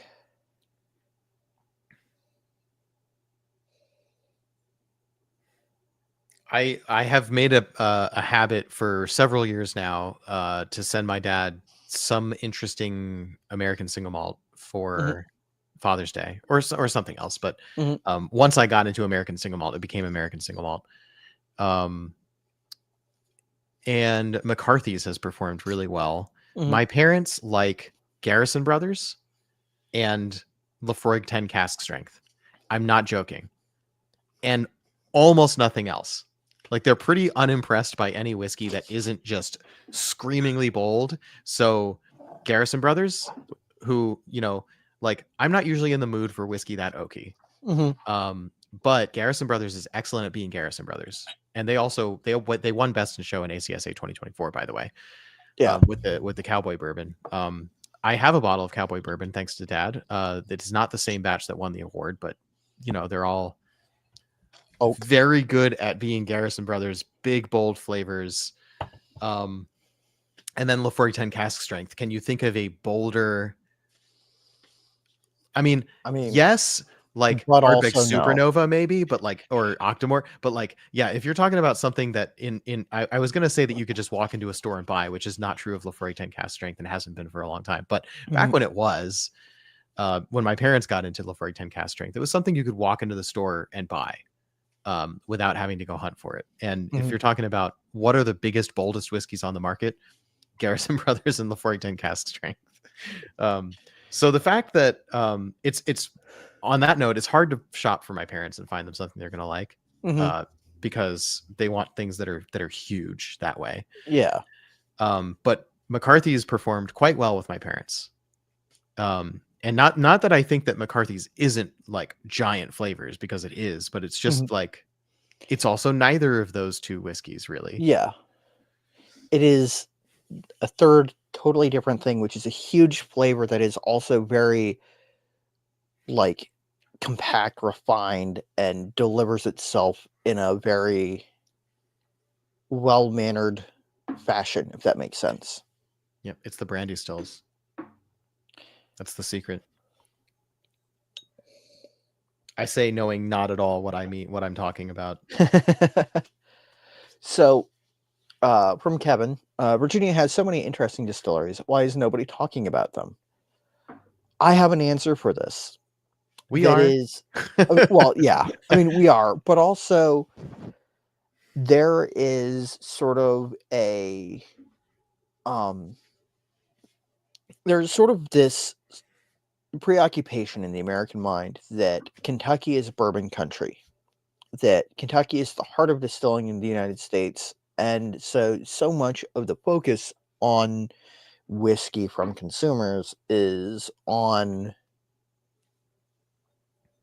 Kentucky and now Tennessee and Texas and sort of this, you know, so you've got like Texas that is, the huge flavors and, the big personalities that help sell the whiskey. Kentucky that, consolidated distilling power in the wake of Prohibition.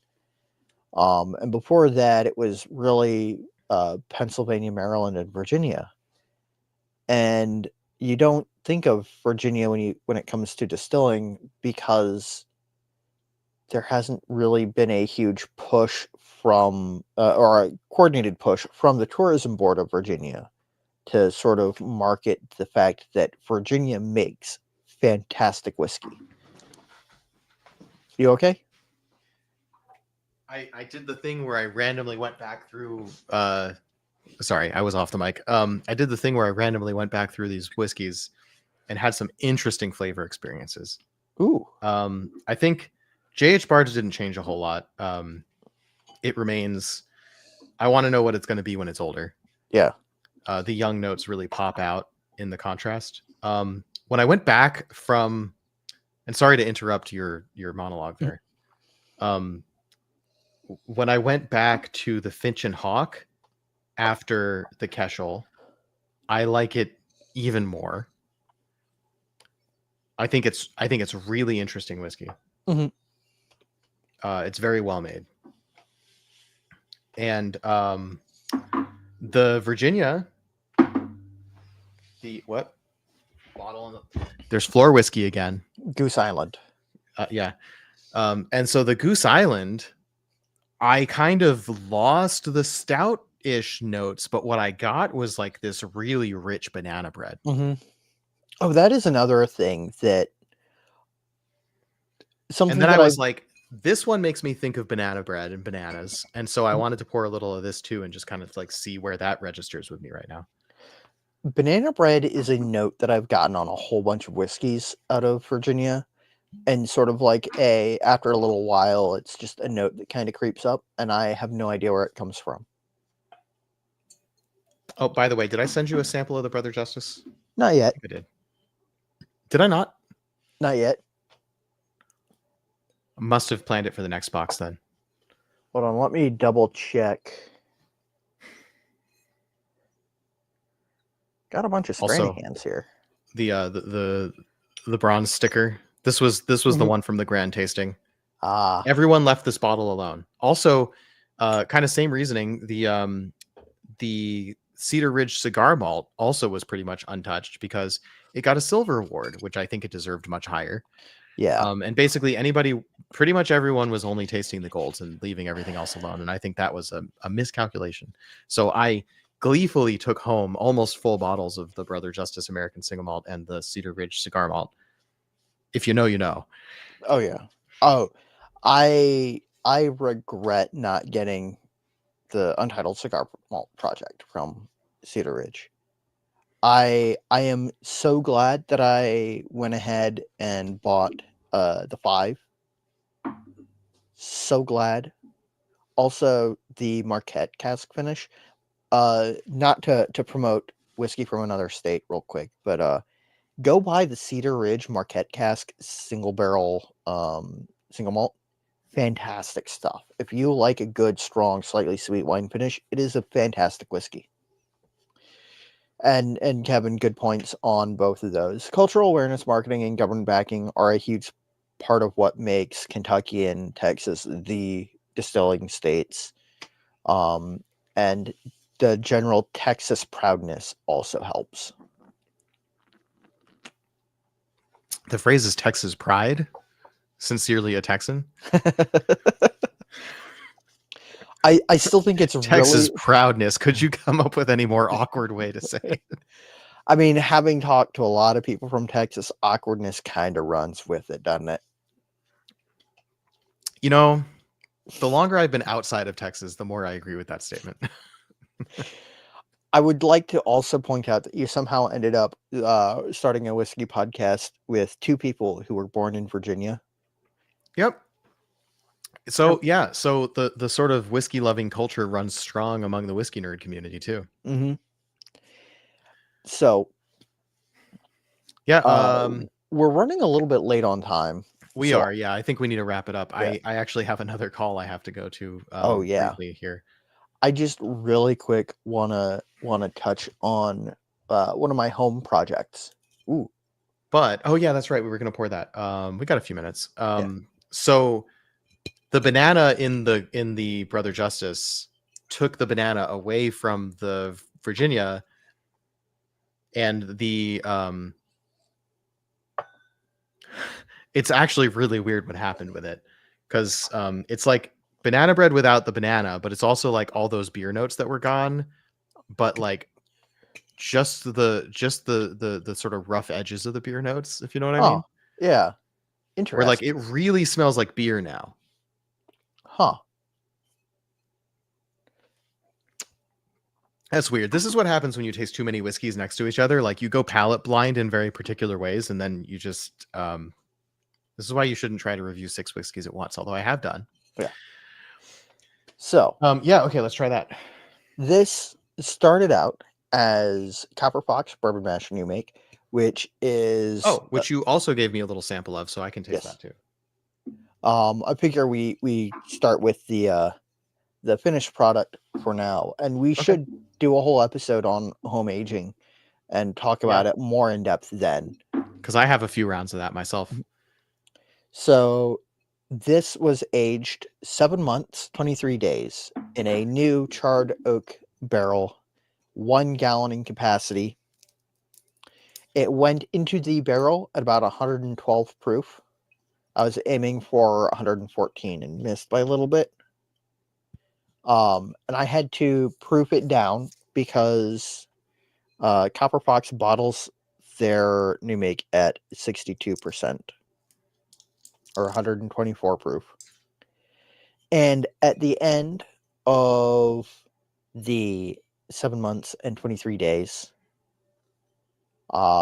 it had risen in proof from about 112 to roughly 124. So says the bottle. Yeah. I actually bought a hydrometer for this project.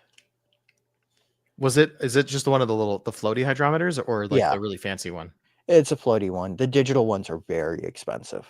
Yeah.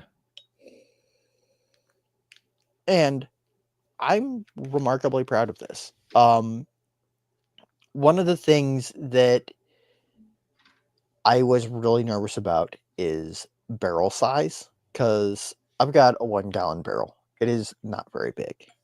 But it is still roughly twice the size of the 2-liter barrel that Copper Fox sells as part of a home aging kit.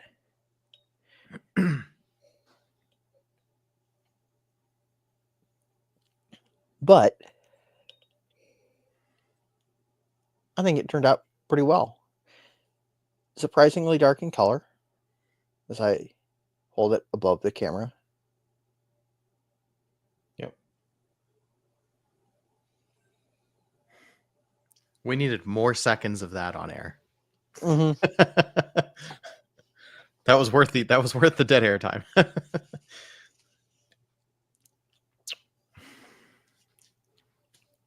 It is still very hot. Okay. Yeah. It definitely still drinks like it's... It reminds me of like sweet tea. Yes. Yeah. Something about the environment of my room. And I've tasted the Copper Fox bourbon as they sell it. And it does not have that like sweet tea. And we're talking about Southern sweet tea. So it's like slightly sweet. Yeah. Well, if it's Texas sweet tea, it's very sweet, but yeah. Personally, I like my sweet tea to be like half sweet. Like bring me a cup of sweet tea and a cup of regular tea and I'm going to mix them.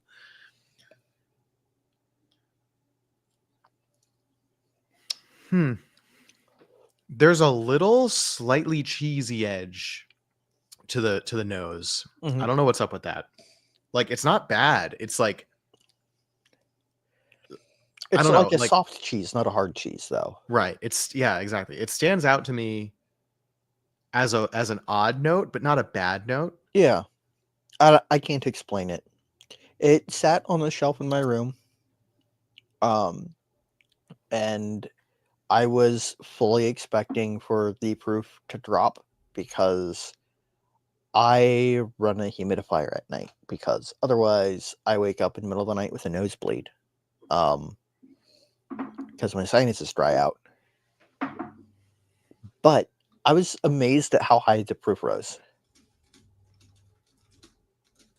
So you said it came out 124. When did it go in at? 114? About 112. 112, okay. So I had this barrel aging a rum that went in my barrel at 125. Mm-hmm. And the last time I had it tested, it was 83% alcohol. Yeah. It was more of an experiment at that point, just to see what would happen, and I let it go until it's just sludge in there, and I'm going to dump single malt in, and we're going to have extremely concentrated rum finished single malt. I think it could be like at this point I have no idea what's going to happen with that barrel. But before I did that stupidity, this barrel was great to me. So I'm pretty happy with my barrel. I'm going to do something really weird. I'm going to buy a bunch of the Ray and Nephew Overproof. I'm going to proof it down a little bit, and I'm going to fill my barrel with that. I'm going to let it sit for a while until it gets a nice color on it. I'm gonna Why hand that Ray and off. Nephew instead of Rumfire? Just out of curiosity. Because I can get Ray and Nephew. Okay, isn't Rumfire like everywhere? I That's the Hamden overproof. I have not seen it in Virginia, but I haven't really looked for it. Okay. But sort of my plan is to, after I've aged rum in it until I'm happy with it, and probably a good chunk of that will end up going to my brother's home bar because he's more of a rum drinker than I am. I'm then going to fill it with, hopefully I can time it so that it's available when I empty my barrel, the Copper Fox new make, or Copper Fox single malt mash new make, because Nice. they occasionally have it available and I can buy like 6 bottles of it and fill my barrel with it, and then have a single malt aged entirely in a rum barrel that is not peated but fruitwood smoked. Yeah. By the Oh, way, I was gonna say about the Copper Fox bourbon, like I have only had the Copper Fox single malt so far. Mhm.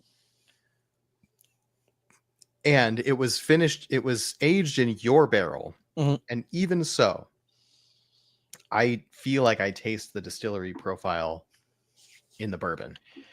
Well, I would like to point out that it is 1/5 hand malted barley. Mm-hmm. That hand malted barley is 6-row thoroughbred, medium smoke, 100% peachwood. Okay. So maybe what I'm detecting as distillery profile is actually the same barley, Mhm. which is fair. That's a fair Mhm. distillery profile. Same stills, but most importantly, it's not the same barrel. No, it's That's a not. big difference here. And I actually really like my home aged Copper Fox. So I got a little of the new make in the glass because I gotta do that. So I stuck my nose in it. I always feel this way about really good whiskey new make, especially pot still. I Mm. think everything's pot still at Copper Fox, right? Yep. Pot still whiskey new make that's made really well always has a little bit of like a rum funk to it Mm-hmm. to me. Copperworks new make also has the same kind of quality, a little more on the raw like the sweet corn side, like Mm-hmm. cooked sweet corn, which is weird because it's 100% single malt, but you know, even Westward's new make has that same sort of like they've got these sort of tropical esters. Mm-hmm. The like especially pineapple juice is pretty common. Maybe like apple juice that's gone a little off, Yeah. but like in a good way, like it's on Mm-hmm. its way to being cider.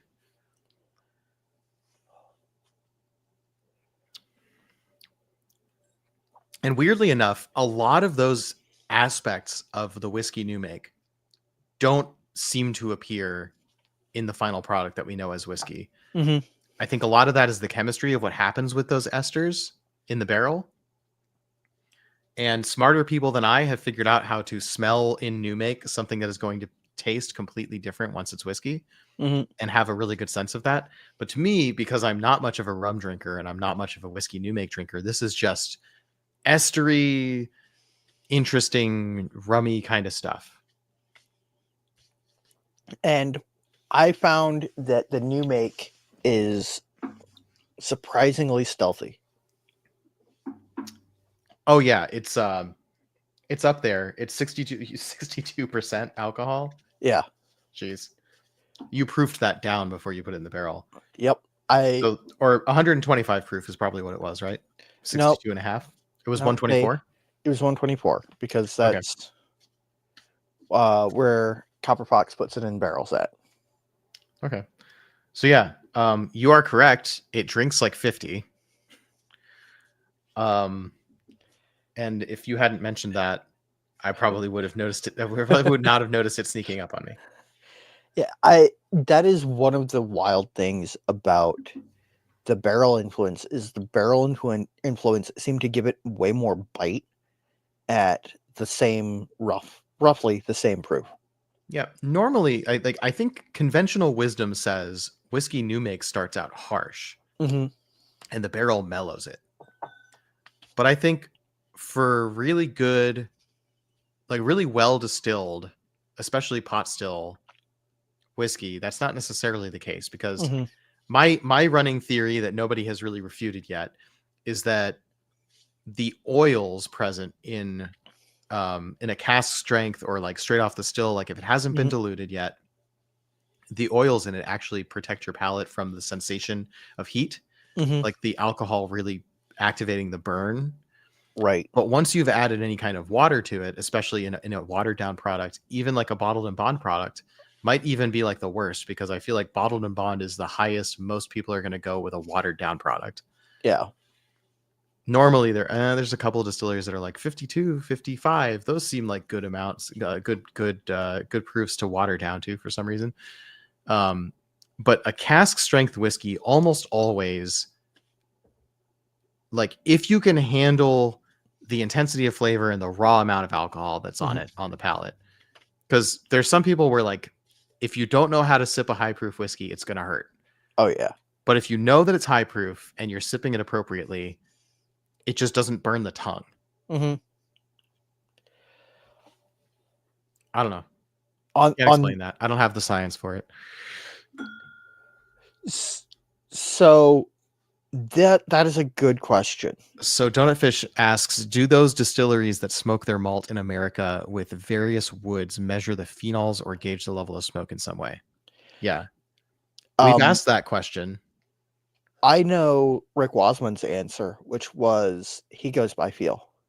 Yep. Like that's tastes it, smells it, goes that's medium, that's heavy, that's light.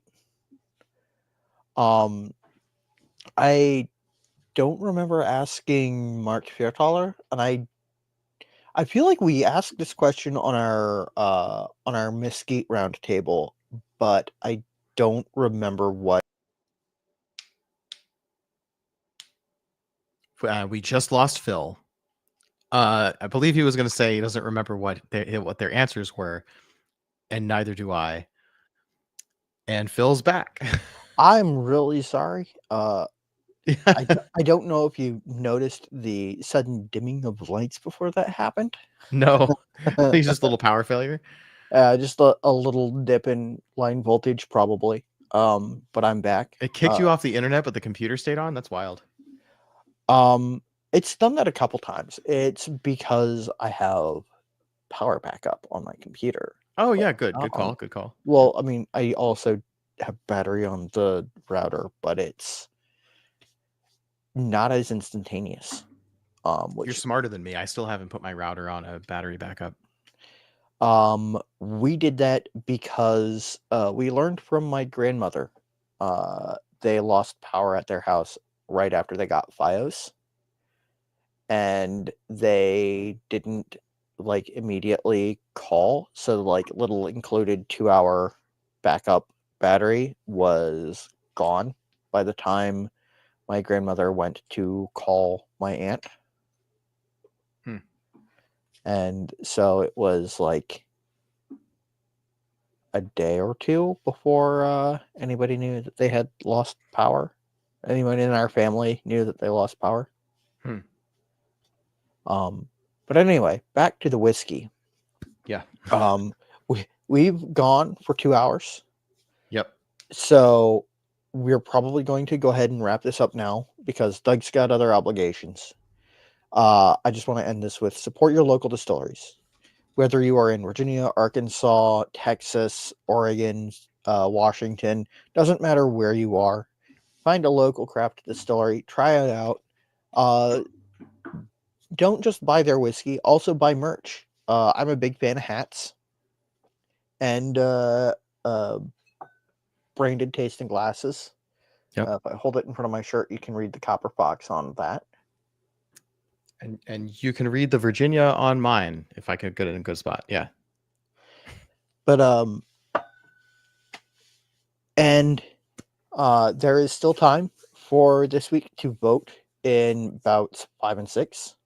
I can't turn around and double check what the distilleries are, but I believe in bout 5, it is Axe Handle, A. Smith Bowman, 8 Shires, and 3 Notched. And in bout 6, it is 3 Crosses, Catoctin Creek, Twin Creeks, and I'm Belle Isle Shine. Belle Isle.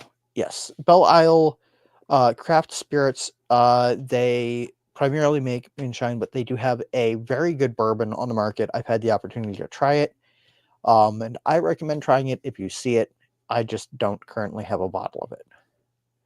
But there's still time. Votes are tallied midnight on Friday, and I look forward to seeing who else is moving on to round 2. At the moment, it is Spirit Lab Distilling. It is Hilltop Distillery, J.H. Bards, and my brain just lost the plot. I gotta go look over there. Yeah, 2 hours is a long time for a podcast. I think we probably lost everyone at this point. Yeah, my brain is mostly goo at this point. We're trying to be better about that. There are 4 distilleries in round 2 so far. 3 of them make American single malt whiskey: Hilltop, Spirit Lab, and oh geez. Anyway, 3 of the 4. Do you need me to go look? They were in round 1. I guess I won't be able to figure that out by looking at your Instagram posts, so never mind. But yeah, it's round 2 is staring right at me. Triple Deuce. Blue Sky. Yes. This stuff is interesting. It is not their best product, but their best product is a flavored whiskey. That's just my personal opinion. I recommend trying it anyway. It's about $25 for the Triple Deuce. It's named after carburetor configuration on hot rods. And I think that I've covered everything that I want to cover about the Virginia Whiskey Tournament and why everyone should support craft whiskey. So let me just ask you real quick, because we mentioned our series of videos that are on my channel about the Virginia Whiskey Tournament, where you can learn about all of these distilleries in some depth with a slideshow, if that's your thing, or you can just listen, because we were always optimizing for audio. So go listen to those. But besides those, Phill, since that was 2 years ago, are there any new distilleries besides those that you would like to highlight now? There are a couple. I'm not prepared to highlight them currently, but I have plans in the work to do a series of videos where I talk about each of the distilleries that I haven't talked about previously, because there are a handful of new distilleries in the Commonwealth of Virginia, because there are always new distilleries. And I will probably get Doug to share those videos here, as well as on my channel, which is The Ranger's Respite on YouTube. I haven't done much with it recently because I've been working and doing the Single Malt Frontier, but I plan to be getting back to doing some stuff with it soon. Yeah, and I'll say for people who are mostly on Instagram, you should follow Phil's YouTube. I think he's generally more consistent with content on YouTube, if anything. Maybe that's not true anymore. I think it's not true anymore. It used to be true. Okay. I'm working on getting better, getting back into it. I just haven't had time. I burnt myself out pretty bad. Likewise, if I post short videos, it's usually on my Instagram and not YouTube, because posting in 2 places is a hassle. All the long videos, of course, end up on YouTube. So cool. Definitely go check out those old videos. Check out Phil's channel. He's got great reviews and great old videos that contain great information. Thank you. And before we go, because it is just the 2 of us, and so I don't feel quite as awkward shilling our own products or our own merch, I guess, products. So Phill makes pens out of barrel staves. They are quite nice, and you can buy those on his Etsy. Yep, and there's sorry, go ahead. And there's a batch coming that are made from a cognac barrel stave that was then used from a cognac barrel. It was then used to finish a peated American single malt from the Pacific Northwest. Are you not allowed to say who it was? I haven't gotten an answer one way or the other from the master distiller. So, out of an abundance of caution and a personal loathing to Yeah, put them in a position where they may be in trouble, that's I'm great. being circumspect. Yes, absolutely. Well, audience, you can read between the lines, but I can tell you for certain, my pen is a Wild Turkey pen, Wild Turkey stave pen, which is very cool to me, because Wild Turkey is the whiskey that got me into whiskey in the first place. It was the first whiskey that I enjoyed, so I really like having this. I want to have one of those, because it may or may not be from my favorite whiskey distillery. May or may not be. Um, And so that's a thing that always exists. Phill doesn't make a ton of them because they do take a fair amount of work to do, but they are very high quality. So if you're interested in that, what I was going to say is you can buy those on his Etsy, or if things go well and we haven't gotten off our butts and actually made this happen yet, we're going to make a Patreon at this point because we think we have enough merch and perks and other sorts of things that we have planned that actually makes sense for us now, to give you guys a way to support the podcast, which helps us buy whiskey, because if we actually have to buy our own whiskey for an episode, that ends up that means that like it takes $200 to $400 a month to run this podcast. If we do 2 episodes a month, so not cheap. Mhm. And any help is appreciated to just like ease that burden just a little bit. We also, of course, pay for our streaming platform and other software that we use in order to make all this happen. So, yeah. Who knew running a podcast is not free? Ask Embellish Pod. He knows. And then, of course, the other thing is, and this, anyone who's ordered these, I apologize. I literally have them in boxes. They are all packed up and ready to ship to people. And for some reason, that has not ever gotten to the top of my to-do list. And since I am selling them for at cost and having you pay for shipping, there's really no financial incentive for me to prioritize them any more than whenever I get to them. That is, I suppose, the reason that people actually make things priced higher than what they actually cost. And so I've learned that the hard way. So for all of you who are waiting for these glasses, I apologize. But for anyone who orders them, and especially once we get the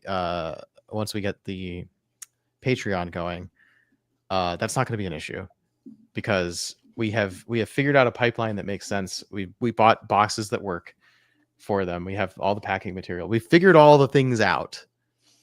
We just got to implement it, and that's always the hardest step. We just got to get over the hump of dealing with the backlog now, because that always just feels like, oh, we're already late.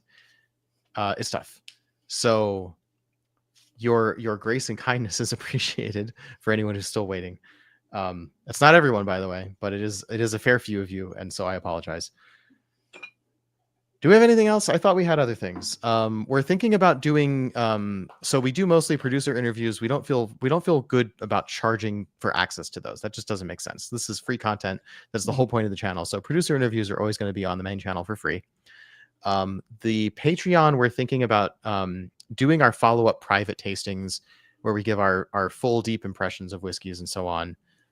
Or also just tastings of stuff we didn't get around to reviewing on the podcast. Maybe samples that we came across or bought, but had no plans to even have an interview. But these are still samples that we find interesting that we'd like to share with you. So we're thinking about maybe coming up with some kind of way that we can share all this excess liquid behind us with our audience. The Whiskey Ring podcast does that. So there are ways to make it work. So we're working on that. We really would like to get more of these in your hands. I do know that whenever we get whiskey from producers, it is generally assumed that we're not going to hoard that whiskey, and that was never the intention. It's generally assumed that we're going to share that whiskey around to as many people as possible. And once we've exhausted our local network of D&D and Scotch meetup groups and so on, we still typically have about 70% of a bottle left, and that's got to go somewhere. So the people who watch this show are the people who are probably most interested in those things. And so it makes sense to figure out a way to get it to you. So that's kind of what we've got in the works. We do have, let's talk a little bit about who we have coming up. We're planning a part 2 with Joseph O'Sullivan. We've recorded an episode of A Swift Distillery that we haven't released yet. I've recorded an episode of Balcones with Jared Himstedt that we need to edit and then get cleared through Diageo's PR. Hey, Spencer, thanks for dropping in. You're going to have to catch this whole episode on replay. But thanks for coming in. We are actually in talk.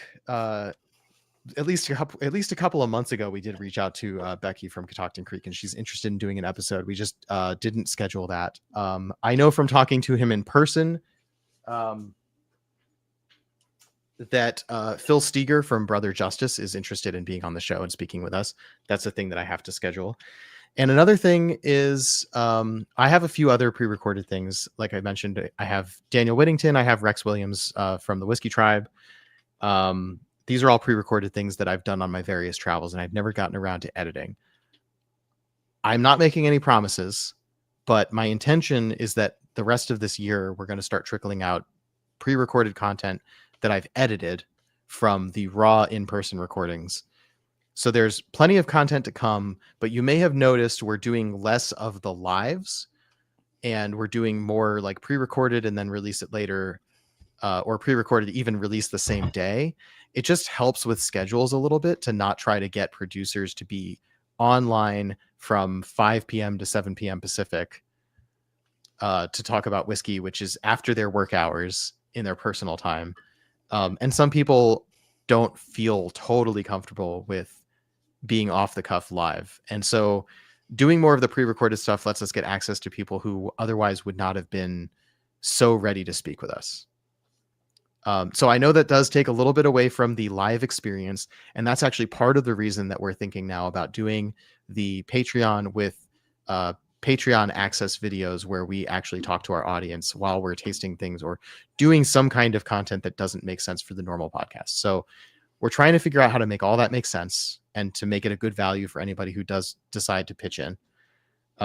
If you do decide to pitch in, we really appreciate it. That's not set up yet, but we're going to soon. And I also have Kevin, if you're still listening, Kevin has volunteered to help get our podcast onto more podcast platforms. It's a thing I've always promised that we would do, but I personally have lacked the time. And so having volunteers pitch in and help us do that is great. So if you're the sort of person who wants to listen to us on Apple and Spotify and we're not there yet, we are actually finally going to get that fixed soon. There's a couple of to-do list items on me before that can happen from a volunteer, but we are working on it. Donut Fish loves the live material. Frankly, Donut Fish, we love doing the live material. The pre-recorded feels not quite as good to us in a couple of different ways. It's a little more sterile. We like having the live audience. And you guys ask questions that we don't think of, which is Right. one of those things that, like, obviously we don't think of it, but like, it's easy for us to just, we don't know what you want to know. And you being here to ask questions like, why don't more people talk about Virginia distilleries? How do American distilleries that smoke with woods determine smoke levels? That sort of question, like, wasn't in our thoughts at the moment, but, if we were doing an interview and we hadn't thought of that, that would be a good question to ask. Yep. The only slight upside of doing pre-recorded without a live audience is that in the best of cases, I've done my research and I have better questions prepared and we stay focused. Yes. So the one downside of the live audience is that we ADHD people tend to get distracted by your questions. It's fun for us. It's fun for you. Is it the most cohesive interview? Not always, but it does benefit from having that live conversation feel. And in the world of anything can be a fake AI video, I think the interaction actually lends a lot of legitimacy to our content. Yes. So as far as I know, and I genuinely would love if anybody knows that I'm wrong about this, tell me and tell me who. I think not only are we the only American single malt whiskey focused podcast, and I'd love to know if there are others. I think we're the only whiskey podcast, or maybe the only craft whiskey podcast that regularly does live content. Like the vast majority of our content, like 90% of it, was live streamed. As far as I know, we're the only ones that have that level of emphasis on live content. I would love to know if there are others. because I think it's really cool. I think it's a Mhm. particular skill that not everybody has. Some people are really good at pre-recorded, high production value setup, edited, camera angles, lighting, all this sorts of stuff. We have none of those skills. But what we can do is a live video call. And we do it pretty Mhm. well. At least I think so. I think so too. So Kevin says hasn't heard of any others, but hasn't looked into it. Well, you can, or you could just let me believe that we're the only ones. Whichever way, whichever way you think serves the podcast better. The usual joke about being a legend in one's own mind, etc., and so forth. That's right. Let me have this, guys. Let me have this. Yeah. Okay. Yeah. I was really into cocktail podcasts for a second, and none of them did live. Yeah. Um, I really like Greg How to Drink. Mhm. He does have podcasts, but his main content is all pre-recorded. I also think that most of his podcast stuff is either gaming or Movies. movies. Yeah, he And doesn't really so do cocktail stuff live, and it Mhm. makes sense because I think about a cocktail pod. Like, we've Okay, tried doing doing cocktails live. We've tried. I'm going to pull back the curtain on something. If you've ever watched any of my old videos, you'll sometimes notice that when I start shaking, all of the audio drops out completely. Mhm. And that's because I discovered that it didn't matter how much I like cut the volume decibel wise, it still just rattled and blew out my mic. So I had to cut all the audio from when I was shaking cocktails. And could you imagine having to remember to do that on the fly?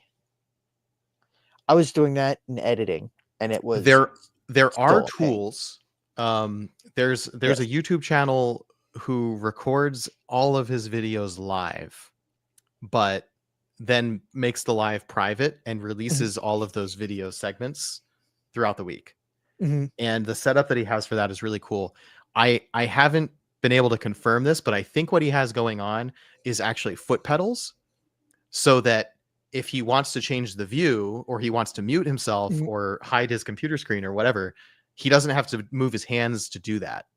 Oh, that's cool.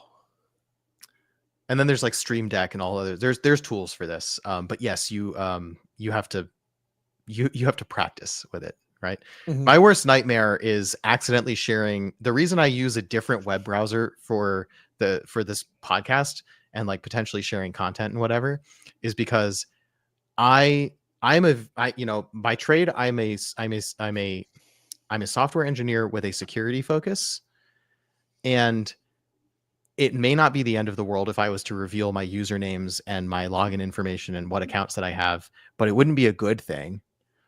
For that, when you're live, you have to be really careful not to mhm. make that kind of mistake, because even if you can edit it out later, that's It's permanent. live. So there is definitely a certain amount of, it's better if you're just using a different computer. And this is Mhm. actually one reason that I got Phill a computer specifically for this podcast, aside from it having less technical problems. Yeah. Um, Don't and buy I Alienware. and this computer I'm using right now, I don't use for work, and I Mhm. don't use I don't use for a whole lot of personal stuff. And the reason for that is exactly that. I need this to be as clean as possible of a computer and take all those precautions, because when you're live, any mistake is permanent. And we have to take Well, our trainings, our mhm. anti-harassment trainings and all that, just to make sure so we Oh don't boy. harass each other. I yeah, I can't wait for the day that I get called into HR and it's going to be either Doug or Doug's wife sitting there at me, and it's going to be embarrassing. Yeah. I think Kevin just said essentially what I said. There are Yeah. options, great solutions for, yeah. Now integrating, usually those solutions integrate with OBS. We don't use OBS. Yeah. This is a really good interview platform. Interviewing on OBS, as Was we difficult. discovered, is a pain, and there are solutions that exist, but they're mostly really expensive. And this was just a way better way for us to deal with that. And also go Neil Peart double pedal. Yes. Yes. Speaking of, now, I'm not going to go off on another tangent. I really need to go. Yeah. Yeah, you've got to go. I got to buy tickets to see Buddy Guy. Yeah. On What's my that note, favorite? What's my favorite today? ooh, that's a good question. I feel like I'm gonna go with the Finch and Hawk.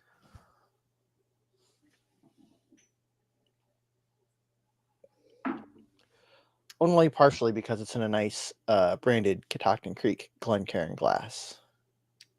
well, I agree. Certainly out of the things that I tried for the first time today, Finch and Hawk takes the cake for me.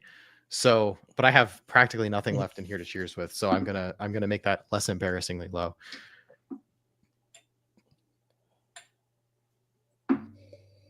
Remember, folks, enthusiastically support your local distilleries. Let them know how much you love the products that they produce. Buy their hats, buy their branded Glencairns. Yeah. Be a hero. Yep. These distilleries live and die by their fans. This is absolutely true. So go be a fan, vote in the tournament, and until next time, we'll see you in the lodge. Slancha. Good night, everybody.